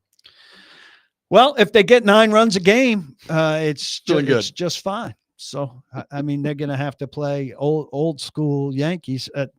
I wasn't coming in thinking, hey, Cody Bellinger's going to hit a ton, or Volpe's going to hit a ton, or Wells is going to hit a ton, and they're not going to sustain what they're doing. But it's good to know that they can do what they're doing right now. 615-737-1025, our phone number. We'll have a rant with PK coming up next at 8 o'clock. We'll be joined by Terron Davenport. We'll get his thoughts on all things Titans. We got weekend winners coming up at 8:30 as well. Rexrode has sent in his pick, so we'll get into all that throughout the rest of the show. Robby and Rexrode, 102.5, 106.3, The Game.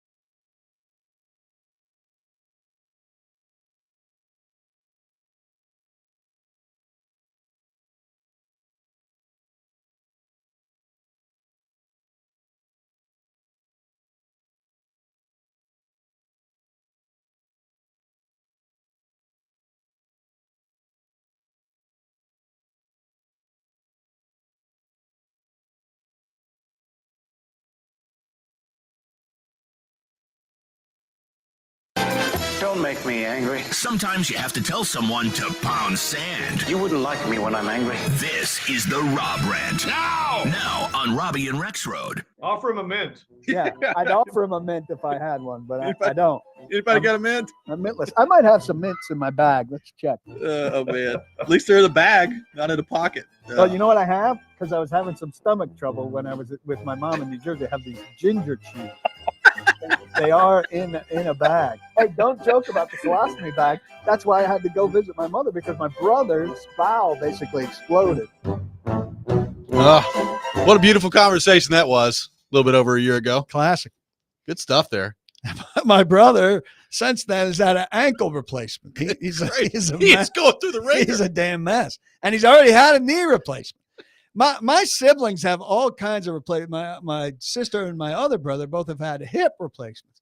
My joints are all fine, as far as I can tell. Is it the ginger chews? The best genetics in the family. Are we handing that Rob Rant over to? We are. To me. The Rob Rant's coming to you today. Listen, this weather has been a big deal, but in my household, the manager of the weather chaos is Mrs. Kuharski, and she is. She's big on Channel 4, WSMV, because she says they have the most up-to-date radar. Their radar is ahead of everybody else's radar.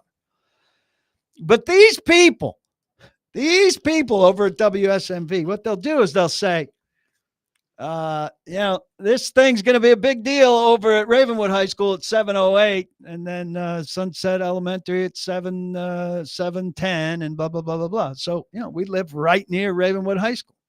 So we batten down for 7:08. We plan everything for 7:08. Usually they zoom in on the streets, They don't mention Ravenwood High School again, ever.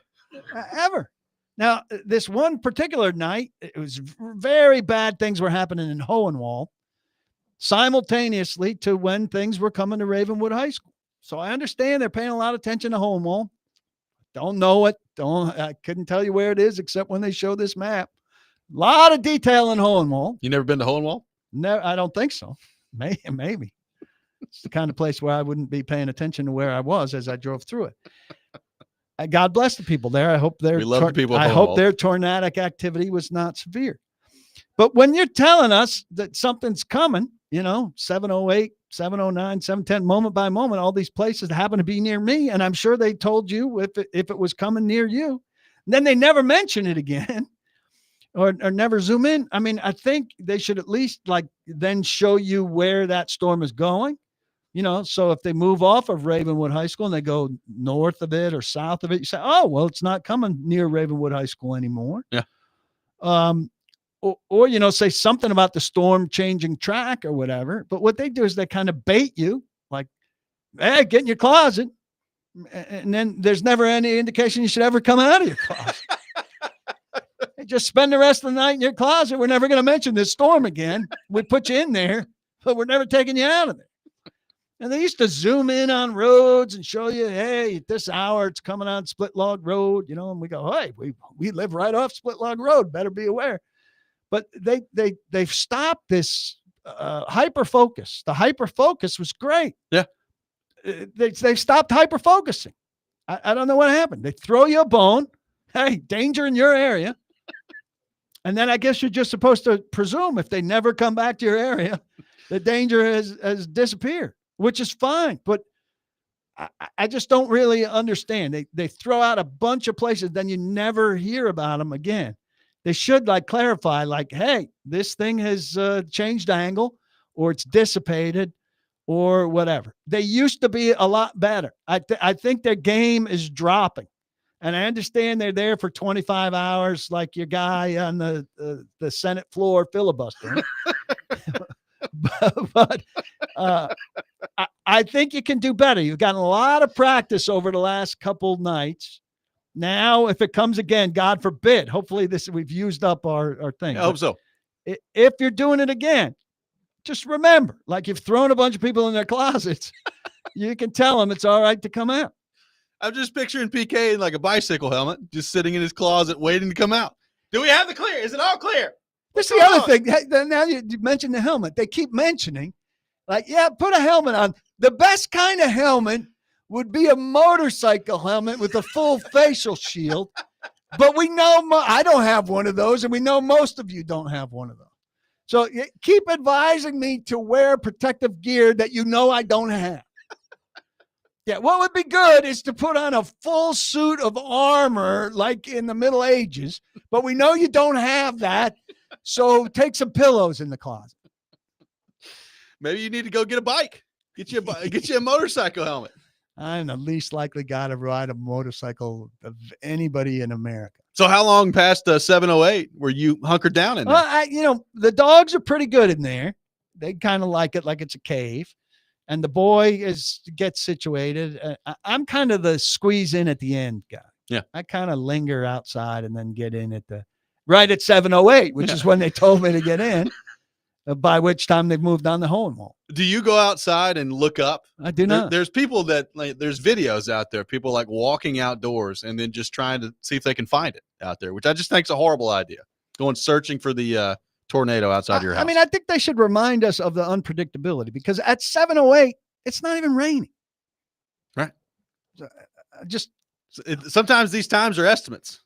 Yeah. Sometimes it's 708. Sometimes it's 711. You never know. I just think when it's sunny all next week, go back and review these tapes like you're looking at the Zapruder film. It's film study. And kind of evaluate how you did. Because I don't think it was very good.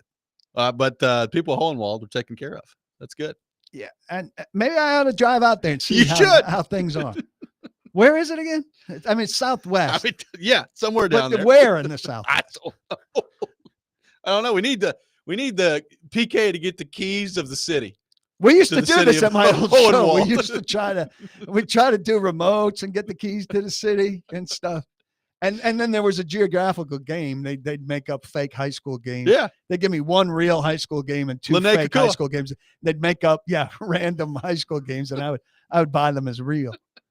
They ran out of fake high school. Do you have the keys to the city for towns in Tennessee? Is this a thing? Mean, we had them. They're not on my keychain. Individually They're not on my keychain. It's Paul Kuharski. Keys to the city of Hohenwald. I think we actually got a key to or whatever they give out in Murfreesboro. A lot of these places come up with clever things that they give instead of an actual key. Yeah. I didn't know I was in the presence of royalty around here. Tennessee royalty. I did get like a Kentucky Colonel certificate, which apparently they give out like bottled water. Really? That's in not necessarily so special. That's in my closet somewhere. I mean, if I got one, how hard could it be? Was it in there while you were hiding from the tornado? Wycheck got one, and he made it like he was going to be arresting people. And several years later, I got one, and he was pretty put off. The constable out there. Yeah, that's good stuff. Yeah, I'm huge in Kentucky. This has been we got to come up with a name to call PK's rant. I don't know what it would be. Primary complaint. That's what I call it. That's good. Primary complaint. Here with Paul Kuharski from paulkuharski.com. We'll have TD with us coming up next. We'll get into all things Tennessee Titans with him. Continue to take your thoughts, your questions for PK on our text line driven by WilsonCountyHyundai.com. 615-737-1025 is our phone number. 615-737-1025. Robby and Rexrode, 102.5, 106.3 The Game.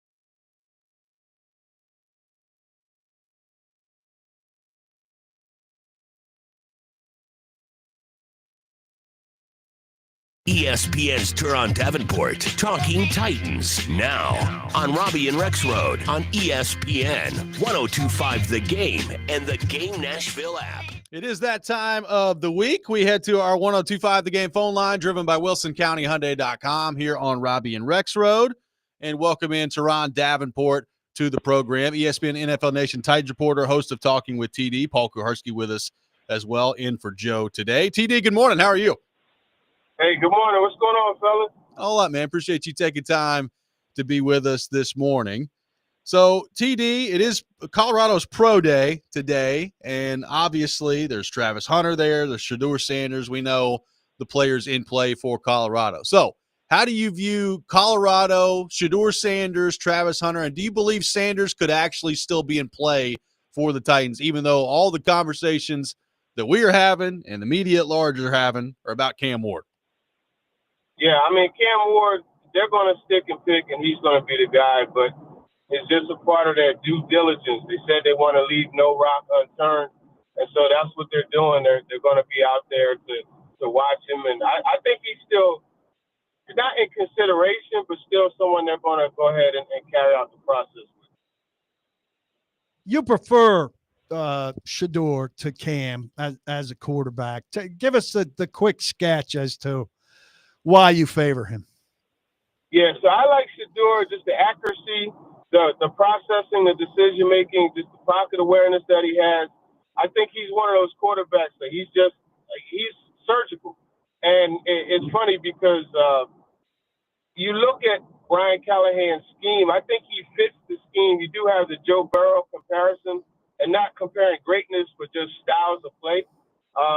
He fits it more. And I think that's really the main thing. But when you look at Shedeur Sanders, and the reason why I think Cam is going to be the pick is all of the upside, whereas he's a guy that's going to elevate your roster, as opposed to Shedeur, who is someone that he's going to be as good as the scheme is. So he's basically, to me, like his feeling is like high-end Ryan Tannehill, just executing the scheme. People love in Nashville to get excited about project receivers. Bryce Oliver is next in line at that. Callahan spoke well of him. 6 catches, 95 yards on 9 targets. Not a lot to go on. This roster's thin. They're going to rely on some guys that don't have resumes. He's faster than NWI was for sure, so he should get more separation.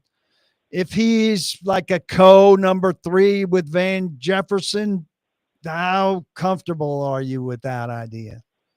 Yeah, I like Bryce Oliver a lot, but I wouldn't be comfortable with that unless they have a very high-end number 1 or number 2. Like, if they bring in a number 1 that could push Ridley to number 2, okay, you're working with a little bit of something. But, I mean, look, there's he's a good player. Like, we saw him in camp. You remember, we kept saying, who is this number 80? He's making a play every day. But at the same time, camp is a lot different from actually in the game. So it wouldn't be really good for them, especially for Cam, when they draft him to not add a couple of receivers for him. Yeah, my thing with Oliver, though, he was making those plays in camp, but he's making them with and against threes most of the time. Yeah, no, good point. And so he didn't rise up that much. Do you think that they could, after this draft, depending, if they don't get 2 high pick wide receivers, which seems very unlikely, that they would come out of it and look at somebody like Tyler Lockett on the higher end, or at least Elijah Moore on the lower end, to beef up the group? I think it's very conceivable that they look at a veteran receiver. They've actually said along those lines. So, yeah, I mean, look, they'll probably double dip at the receiver side of things. Burden is there at the top, and then to get a guy like a Dante Thornton or something like that later. But I wouldn't be surprised. Even you look at Keenan Allen, like he's one of those veterans, just to make it more quarterback friendly. Like you get one of those guys that is going to be a reliable target for your quarterback that you draft number 1. Well, TD, you bring up Thornton. So you put it out there earlier this week that he's on a 30 visit with the Titans here. The size, the speed, everything with him is really incredible. Watched him a lot in Tennessee. The production wasn't always there. Injuries were certainly a part of that. But where exactly do you think that he could go in the draft, and what do you make of him being a potential target for the Titans here? Yeah, I think he's definitely day 3.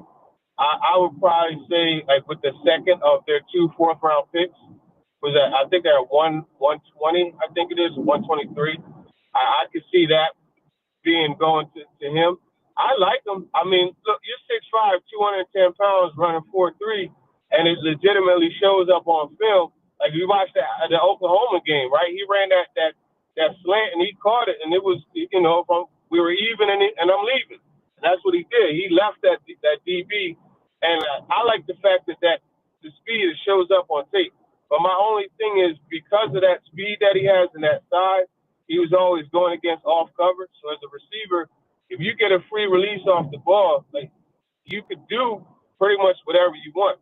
I want to see how he fares against those receivers, the corners like Snead, like Jalen Ramsey, Jair Alexander, the ones, Sauce Gardner, the ones that like to come up and press and get in your face. I want to see how he does against that. And then he also has to improve route running wise, because, Tennessee, and even before that at Oregon, he wasn't really asked to run the full package. But if he could use that speed, and like Chris Sanders always says, base everything off the 9, explode off the ball and move the corner back from his speed initially, then that'll help him run route.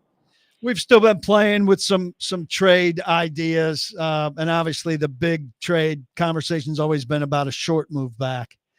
If somebody like New Orleans made a bigger offer that gave the Titans even more resources, how reluctant would you be to go back to 9, and who would your targets be at 9? Yeah, I don't go back to 9. I mean, look, that quarterback room, like, would you go into a season with those guys? Ugh. With Levis, Brandon Allen, and Tim Boyle? And that's no disrespect to them, because they obviously have skills because they're in the league, but still, I'm not risking my job so I wouldn't move back. But so far, I mean, if you go to 9, like, do you like Jackson Dart enough to end up taking him at 9? No, I'm not. I see if they go to 9 that they're doing this stall for a year thing at quarterback with that bad group. Right. But then even you look at next year's group, are they proven? I don't believe in Drew Aller.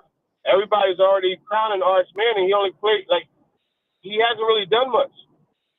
So it's not really something that I would do. If you move back to 9, you're looking at, like, the Michael Williams, the Chad McMillan, those types. And you look at that roster, they don't have enough blue chip players to not get one of the top 4 players in this draft. So I wouldn't move back. I think it would be bad to move back past 3, honestly. TD, how far back do you think we could see James Pierce slide here when the draft rolls around? And if you're the Titans, based on some of the character concerns that are reportedly out there with him, if he's there at 35, which at one point seemed unconscionable, but he might be at this point, like, are you willing to take a shot on that if you're the Titans? I'll be shocked if he's there at 35, because you know who sits there at 32? Yep. The Philadelphia Eagles. And Howie Roseman loves pass rushers. And they just lost Josh Sweat. They just lost Brandon Graham to retirement.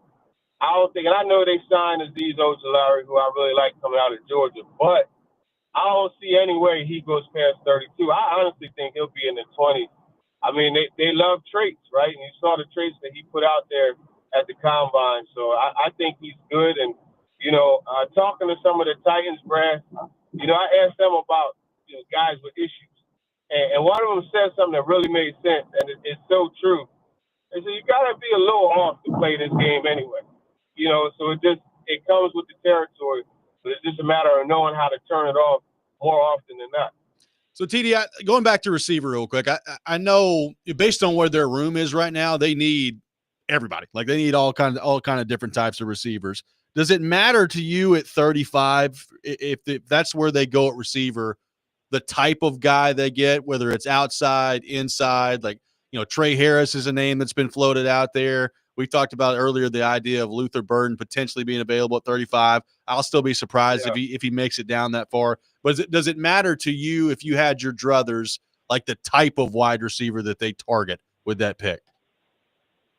I think just get a playmaker. And you could always, at the back end, match it, right? So let's say they get Burden. Later you get Dante Thornton, right? And he'll be your X on the ball. Developmental, of course, but he'll be your guy that you put on the ball. Let's say they get Jaden Higgins from Iowa State early. Then you could go later and you could get, a guy like LeJounte Wester, who will be at Colorado's pro day. A Restrepo, one of those guys to match. Me personally, if Burden is there, I don't know how you don't stick and pick and take him because, this is a guy this time last year we were all thinking was like a top 15 pick. And I know the production went down and there's some stuff that, not off the field as far as like legal stuff, but off the field just as far as like personality stuff that they got to hash out. He's going to be, by the way, in Nashville for a visit at some point. He's one of their top 30s as well coming up. But if he's there, then yeah, there's no way I'm not taking him. All right, TD, last thing for you here. Tight end, not a position we talk about a lot, just given the other needs on this roster right now. But I think they're pretty clearly interested in a guy like Terrence Ferguson from Oregon. So your thoughts on him, having talked with him about that and what the potential fit there could be. Yeah, he was a guest on Talking with TD, and actually Parker Kelly did that interview. Yep. I was in the air at the time, but he did the interview and he did a really good job. I like he's one of those move type of guys, and you need matchups, right? And that's what the league is all about. I think he would fit in well and kind of be what they had hoped Josh Wiley could be. So that's the way I look at that. But don't forget about Arroyo from Miami, because when they take Cam Ward and you bring a guy like that in, he helps out. He was killing the Senior Bowl. He was a mismatch problem. They've seen a lot of him too. Yep, sure have. Yeah, no doubt. Well, you're TD, right. Great stuff as always, man. Really appreciate you taking time to be with us, and enjoy Philly. We'll talk to you soon. Yeah, well, actually, you know what? I'm on my way to New York. I got my best friend with me, my center from college, and we're on the way to go see the Mets. I'm gonna see your boy PK Juan Soto. Yeah, not my boy anymore. Not my boy anymore. Can't buy a championship. Yankees have proven that. Oh boy. Yeah, you're right. We'll see what happens. Hey, get yourself some of those torpedo bats. The Yankees are ahead of the whole league in this new stuff, Chief. Get some torpedo bats on your way. I got you. Have fun. TD, have fun, man. Appreciate you. I appreciate you guys. Yes, sir. All right. Terron Davenport, our guest here on the program. We'll react to what TD had to say there. A couple interesting thoughts there from TD. I want to get PK's thoughts on coming up next. We got weekend winners coming up later this hour as well. Robby and Rexrode, 102.5, 106.3 The Game.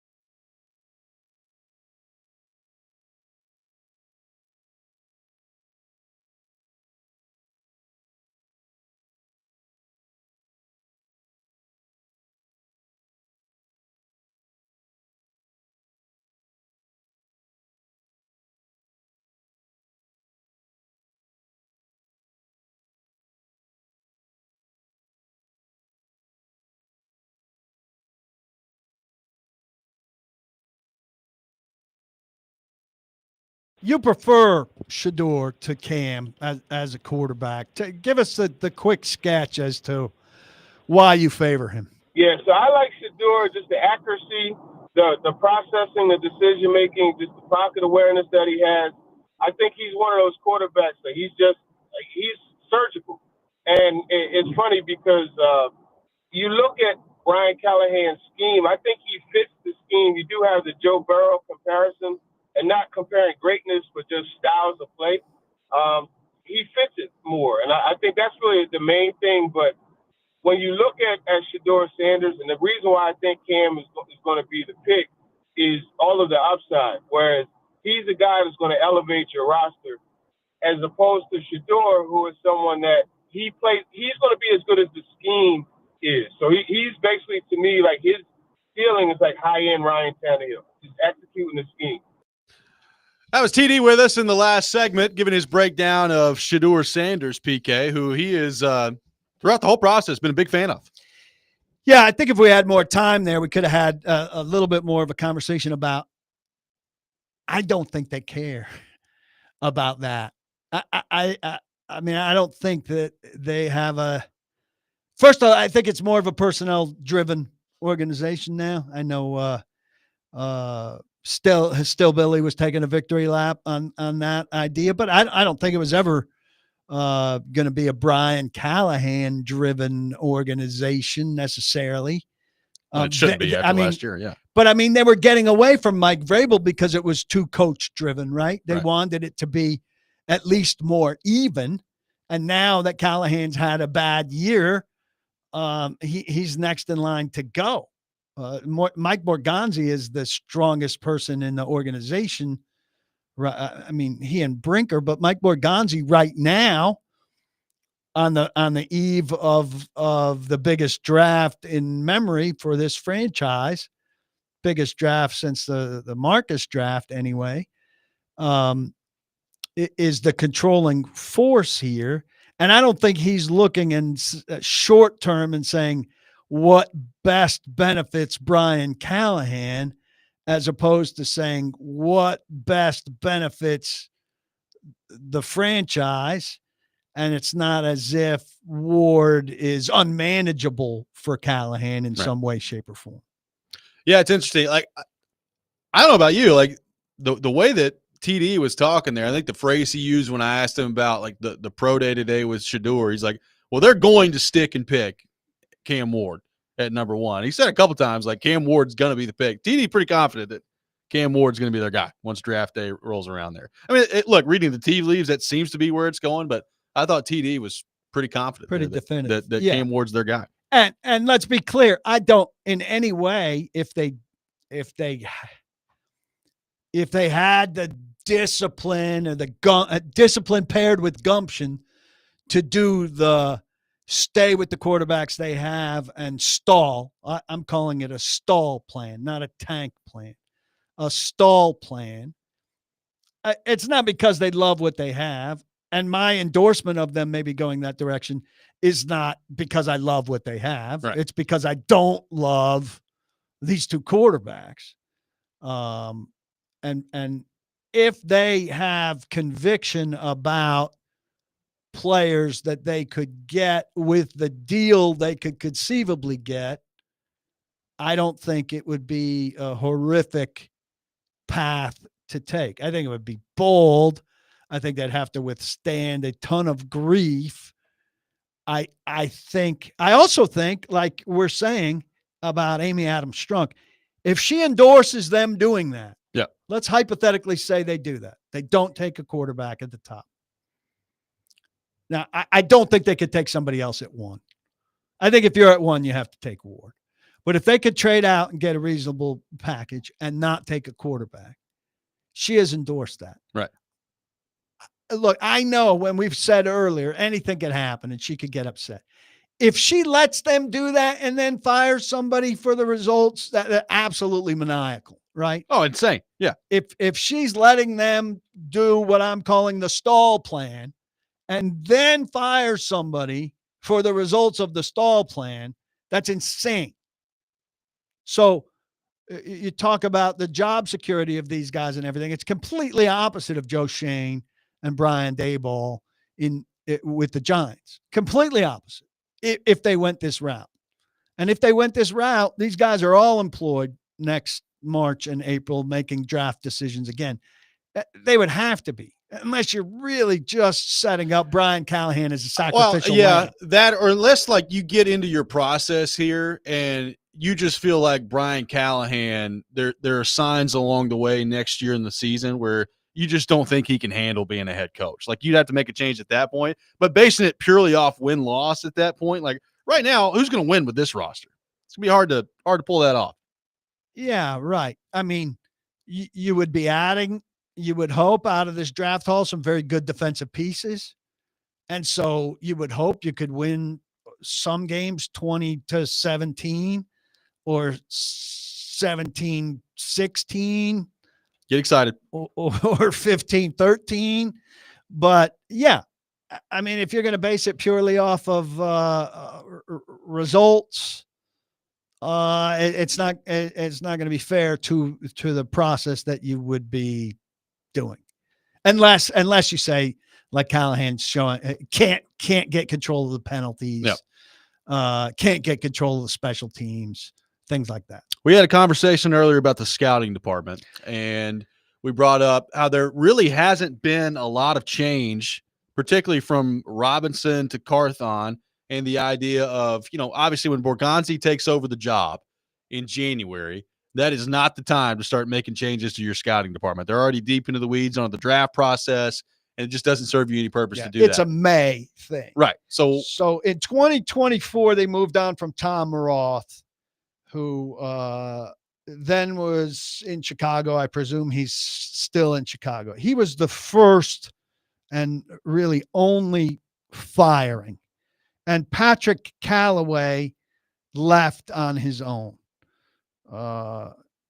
He may have gone to the college ranks. Those are the only two guys from the John Robinson pool of scouts that are not here any longer. Two out of, they're probably 8 college, like scouts on the ground. Right. Now there are other more administrative guys or guys that are on the road as cross checkers, but these are, I'm talking specifically of the guys who have a territory and are following teams in that territory year round. It's pretty wild. Like that's not a lot of turnover for a team that's been as up and down as this one's been over the last decade. It's pretty crazy. It's played out that way. And it makes you think, especially with a new GM coming in, that could change here pretty quickly. And I also heard, of two of the 3, I think I wrote this or did this in a pod. I believe that Traylon Burks, I hope I get this right. Traylon Burks's area scout wanted him, but Isaiah Wilson's area scout did not want him. Yeah. And who's the other one? Caleb Farley's area scout did not want him. They ended up being right on that. Yeah. So, I mean, that I think is a bad way to start. Like these guys, their power, and their influence should only be so much. But I think if the guy who's been on the ground, been around his campus, hopefully talked to, strength coach and secretaries and all of that, if they're doing a good job. And I don't know if these guys were or weren't, but those 2 guys had the right read on them. So Burks was endorsed at the most granular level, but Wilson and Farley were not. I got one text that says, to what extent, if any, does the need to sell tickets for the new stadium mitigate against the quote unquote stall plan? I'm going to write this today. But I did some digging on this at the combine, not at the combine, at the owners' meetings. I dug on it at the combine as well. It's not as good a place to get information on this topic. The Titans, the new stadium is selling very well, very well. the team's 3-14. People aren't happy with the coach. People aren't thrilled with the direction. They don't know Mike Borgonzi. There's no reason to have faith that this year's team is going to be in any way quantifiably better than last season's team. In terms of selling tickets at the new building, this has not mattered. I don't know that we could put our finger on why. It's going to be, by all accounts, an incredible venue. Yep. You, depending on what level of ticket holder you are, it gets you in line for concert tickets, and they're going to be, concerts out the wazoo with fantastic acts who want to play this building. In some way, shape, or form, I think it gives you a favorable chance to get Final Four, certainly a more favorable chance than anybody else, Final Four, college football playoffs, WrestleMania stuff, and I think people want that. It's not going to have a bearing on your Super Bowl. I mean, Super Bowl chances are low, they are. Period. And I'll write more about it today. I'll tweet it out on what I have. It's a smaller venue, so harder to get in, which I think is part of why it's smaller, to make it a hotter ticket. Yep. But the Titans' immediate results these last 3 years are not overwhelming NFL football in your city with your team in a sparkling new venue. 615-737-1025, our phone number. We'll have weekend winners coming up next. We'll take more of your questions for PK to get to on the Titans front as well. This is Robby and Rexrode, 1025, 1063, The Game.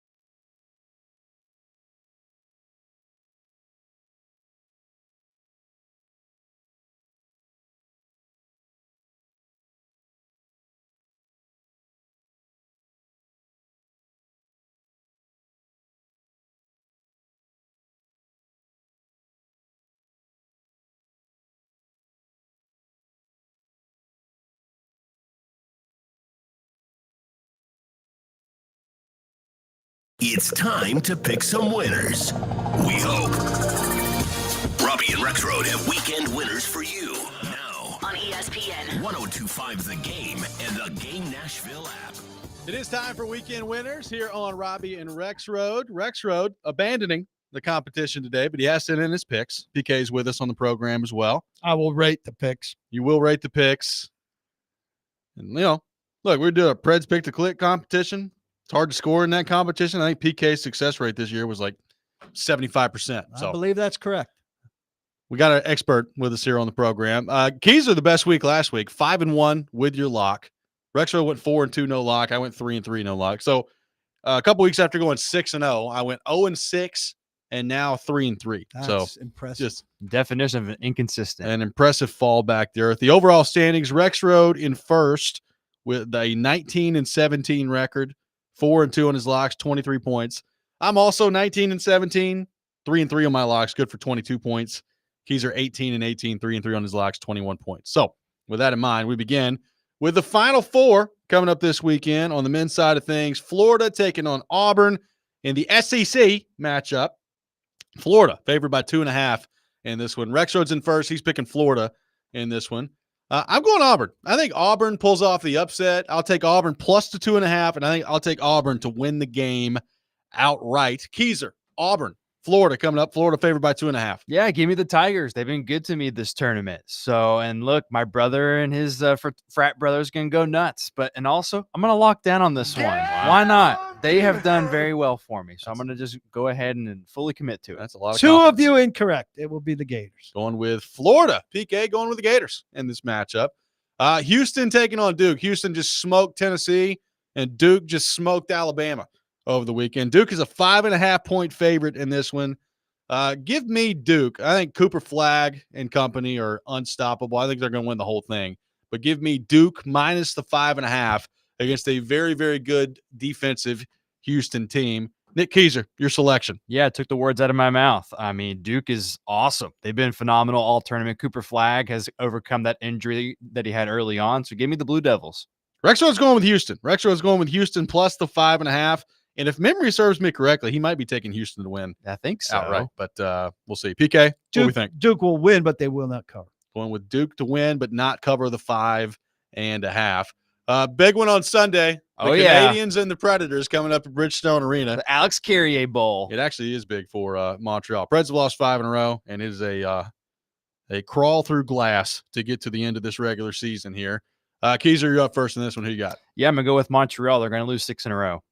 I will also go with Montreal. So did Joe Rexrode. PK, are you picking the Preds? I mean, if you pick against the Predators every time, you come out way ahead. Yeah, I mean, that's basically the way it's gone in the competition so far. We move to the individual portion of the program. 3 individual selections each. Keyser, who we got? Yeah, first up, going over to the women's Final Four. I think Joe's going over there too, except I'm picking UConn versus UCLA. He's going with the other side of the field, but I'm going to go with UConn minus 7.5 over UCLA. It would be plus 7.5, but yes, UConn plus the 7.5. Oh, okay. I didn't know. Okay. Against UCLA. I saw 7.5. Yes. Rexrode's going the opposite. He's going UCLA minus the 7.5 against UConn. So those are 2 differing selections. I take the UConn side of that. You're going the UConn side of that as well. Give me the Washington Capitals minus 1.5 tonight against the Chicago Blackhawks and make it my lock.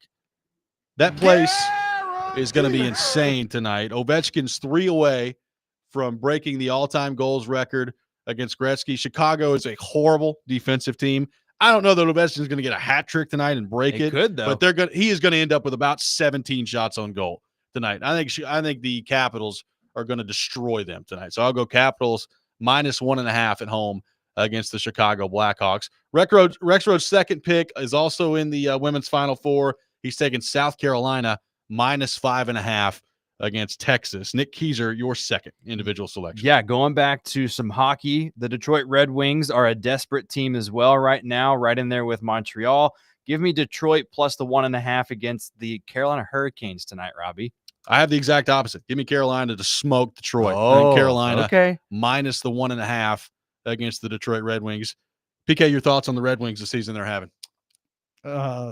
Either amazing or a disappointment. Yeah, good stuff. I'll take Jazz Chisholm plus 540 to hit a home run in Pittsburgh tonight. Oh, I like that.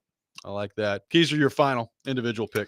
Yeah, my intern Max back here has been very depressed about his Bravos, Yep. but I'm going to go with Atlanta minus 1.5 to get their first win against the Marlins. Going with the Braves minus the 1.5 to get the wins or get the win against the Marlins. Rexrode's final selection, the Detroit Pistons, who are a 12-point favorite against the Toronto Raptors. He's taking the Pistons minus the 12 today against the Raptors. My final pick in honor of Paul Kuharski, give me the New York Yankees minus the 1.5 against the Pittsburgh Pirates. I'll take the Yankees minus 1.5 against the Pirates. PK, your thoughts? I'll take I appreciate that. I agree with that. And I will take the Phillies plus 108 to beat the Dodgers. Ooh, a nice L for the Dodgers. How many wins do we think they're getting this year? 116. They're a heck of a team. Is that low? I mean, that's a lot of wins. I think that could be low. How many did Seattle have? Like, was it the 01 Mariners team that went crazy and had a ton of wins? I'm trying to remember what year that was. 120 or 128. 98 Yankees did pretty well too. 01 Mariners had 116. So 116, which at the time tied the major league record for wins in the modern era since 1901. I'd assume that still holds. Has anybody broken 116? Yankees won 114 in 98. Okay. So Dodgers could break that this year. Yeah, I We'll set see. that number about right. You did. 615-737-1025. Our phone number, 615-737-1025. Couple more of your thoughts to get to with PK coming up next. We'll do that. Robby and Rexrode, 1025-1063 The Game.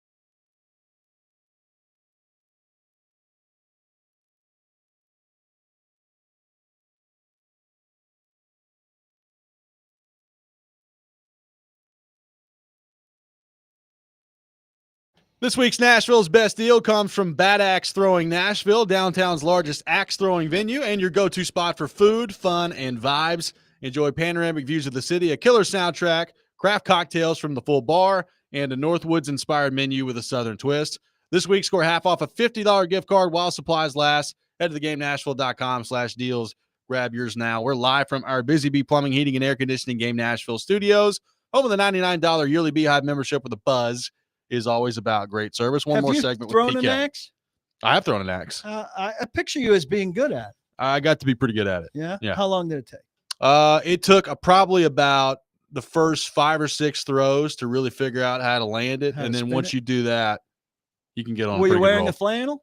I feel I like actually was people need wearing to a be wearing a flannel. flannel to throw an axe. Actually was. I've thrown axes several times. It's actually pretty cool. It's I kind think of it fun. would be fun. I Yeah. have not done it. I need to. Now, I would advise, like, you need to have people around you that are, somewhat athletic. Like, I wouldn't take Chase McCabe axe throwing with me. It could end up in a total disaster.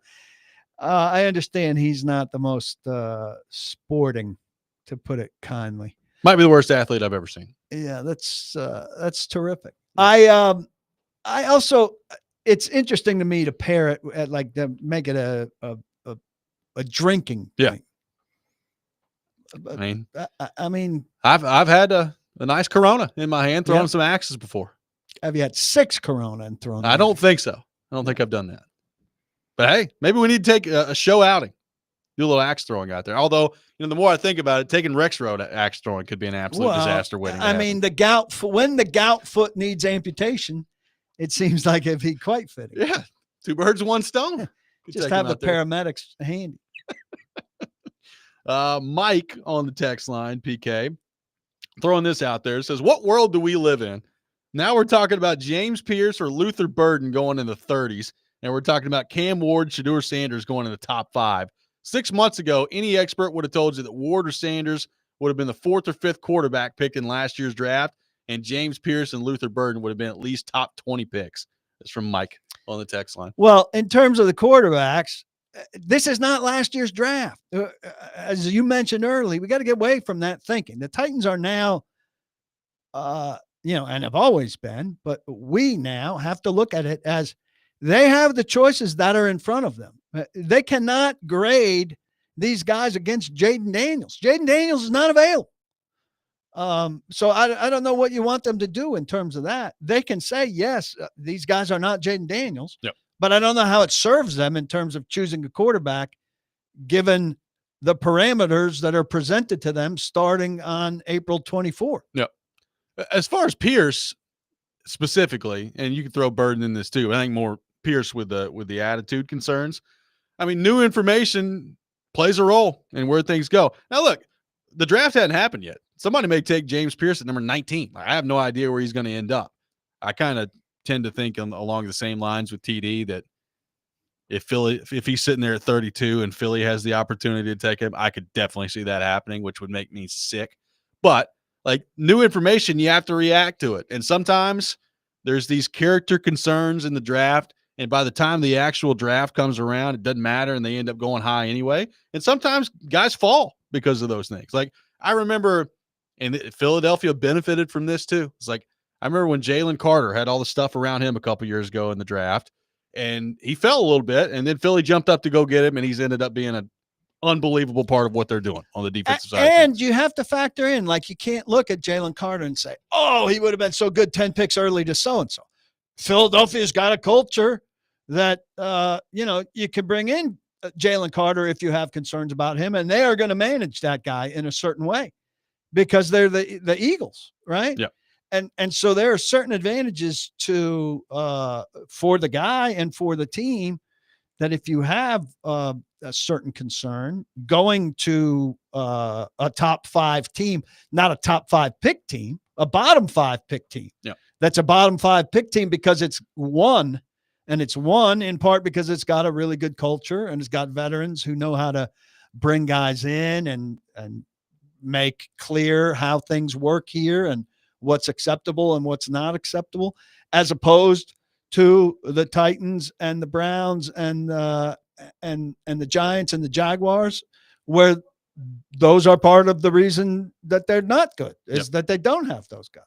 We talked with you the other day about the opportunity at 35 and the balance of if somebody's there that you love, how do you weigh that of sticking and picking or trading back and trying to pick up more picks and maybe getting multiple players?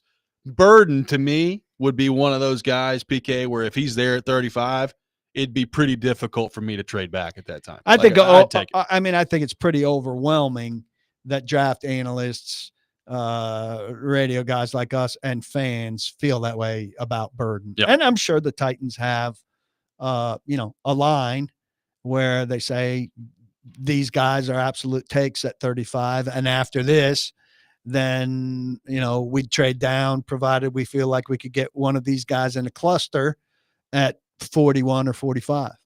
Byron, real quickly on the text line, says, speaking of the Eagles, does PK have an opinion about the tush push and the possible banning of it? Bo did get tabled, so we'll see eventually what that looks like. I think it's ridiculous to try to eliminate it. It's pretty clear. It's become pretty clear that the league found a sponsor for what the league wants in the Packers. Mark Murphy getting close to retirement here, took this on. And that the league's case is that while there hasn't been a bad injury on this play, that when one arrives, it will be catastrophic. I mean, that's a good case against it, but you're really punishing one team that has figured out something special that's been a differentiator, and that doesn't feel fair to me. And it's been tabled for now, so we'll see if there's some adjustments to kind of the language of it when they want to vote on it again. There's a lot of people that believe, and I think Sean McVay has talked about this, a lot of people believe that you're basically using the guise of player safety to take away a play that somebody else does better than you do. And that's the genesis behind this move. So we'll see what ends up happening with the tush push. PK, thanks for being in with us. It's been good. I'll see you again Tuesday You as will. Rexrode recovers from the championship game. Don't block the box out there. Be sure to lock your locks. WSMV. Do some film review. That's going to do it for us today here on the program. The Chase and Big Joe Show is coming up next. You're listening to 102.5, 106.3, The Game.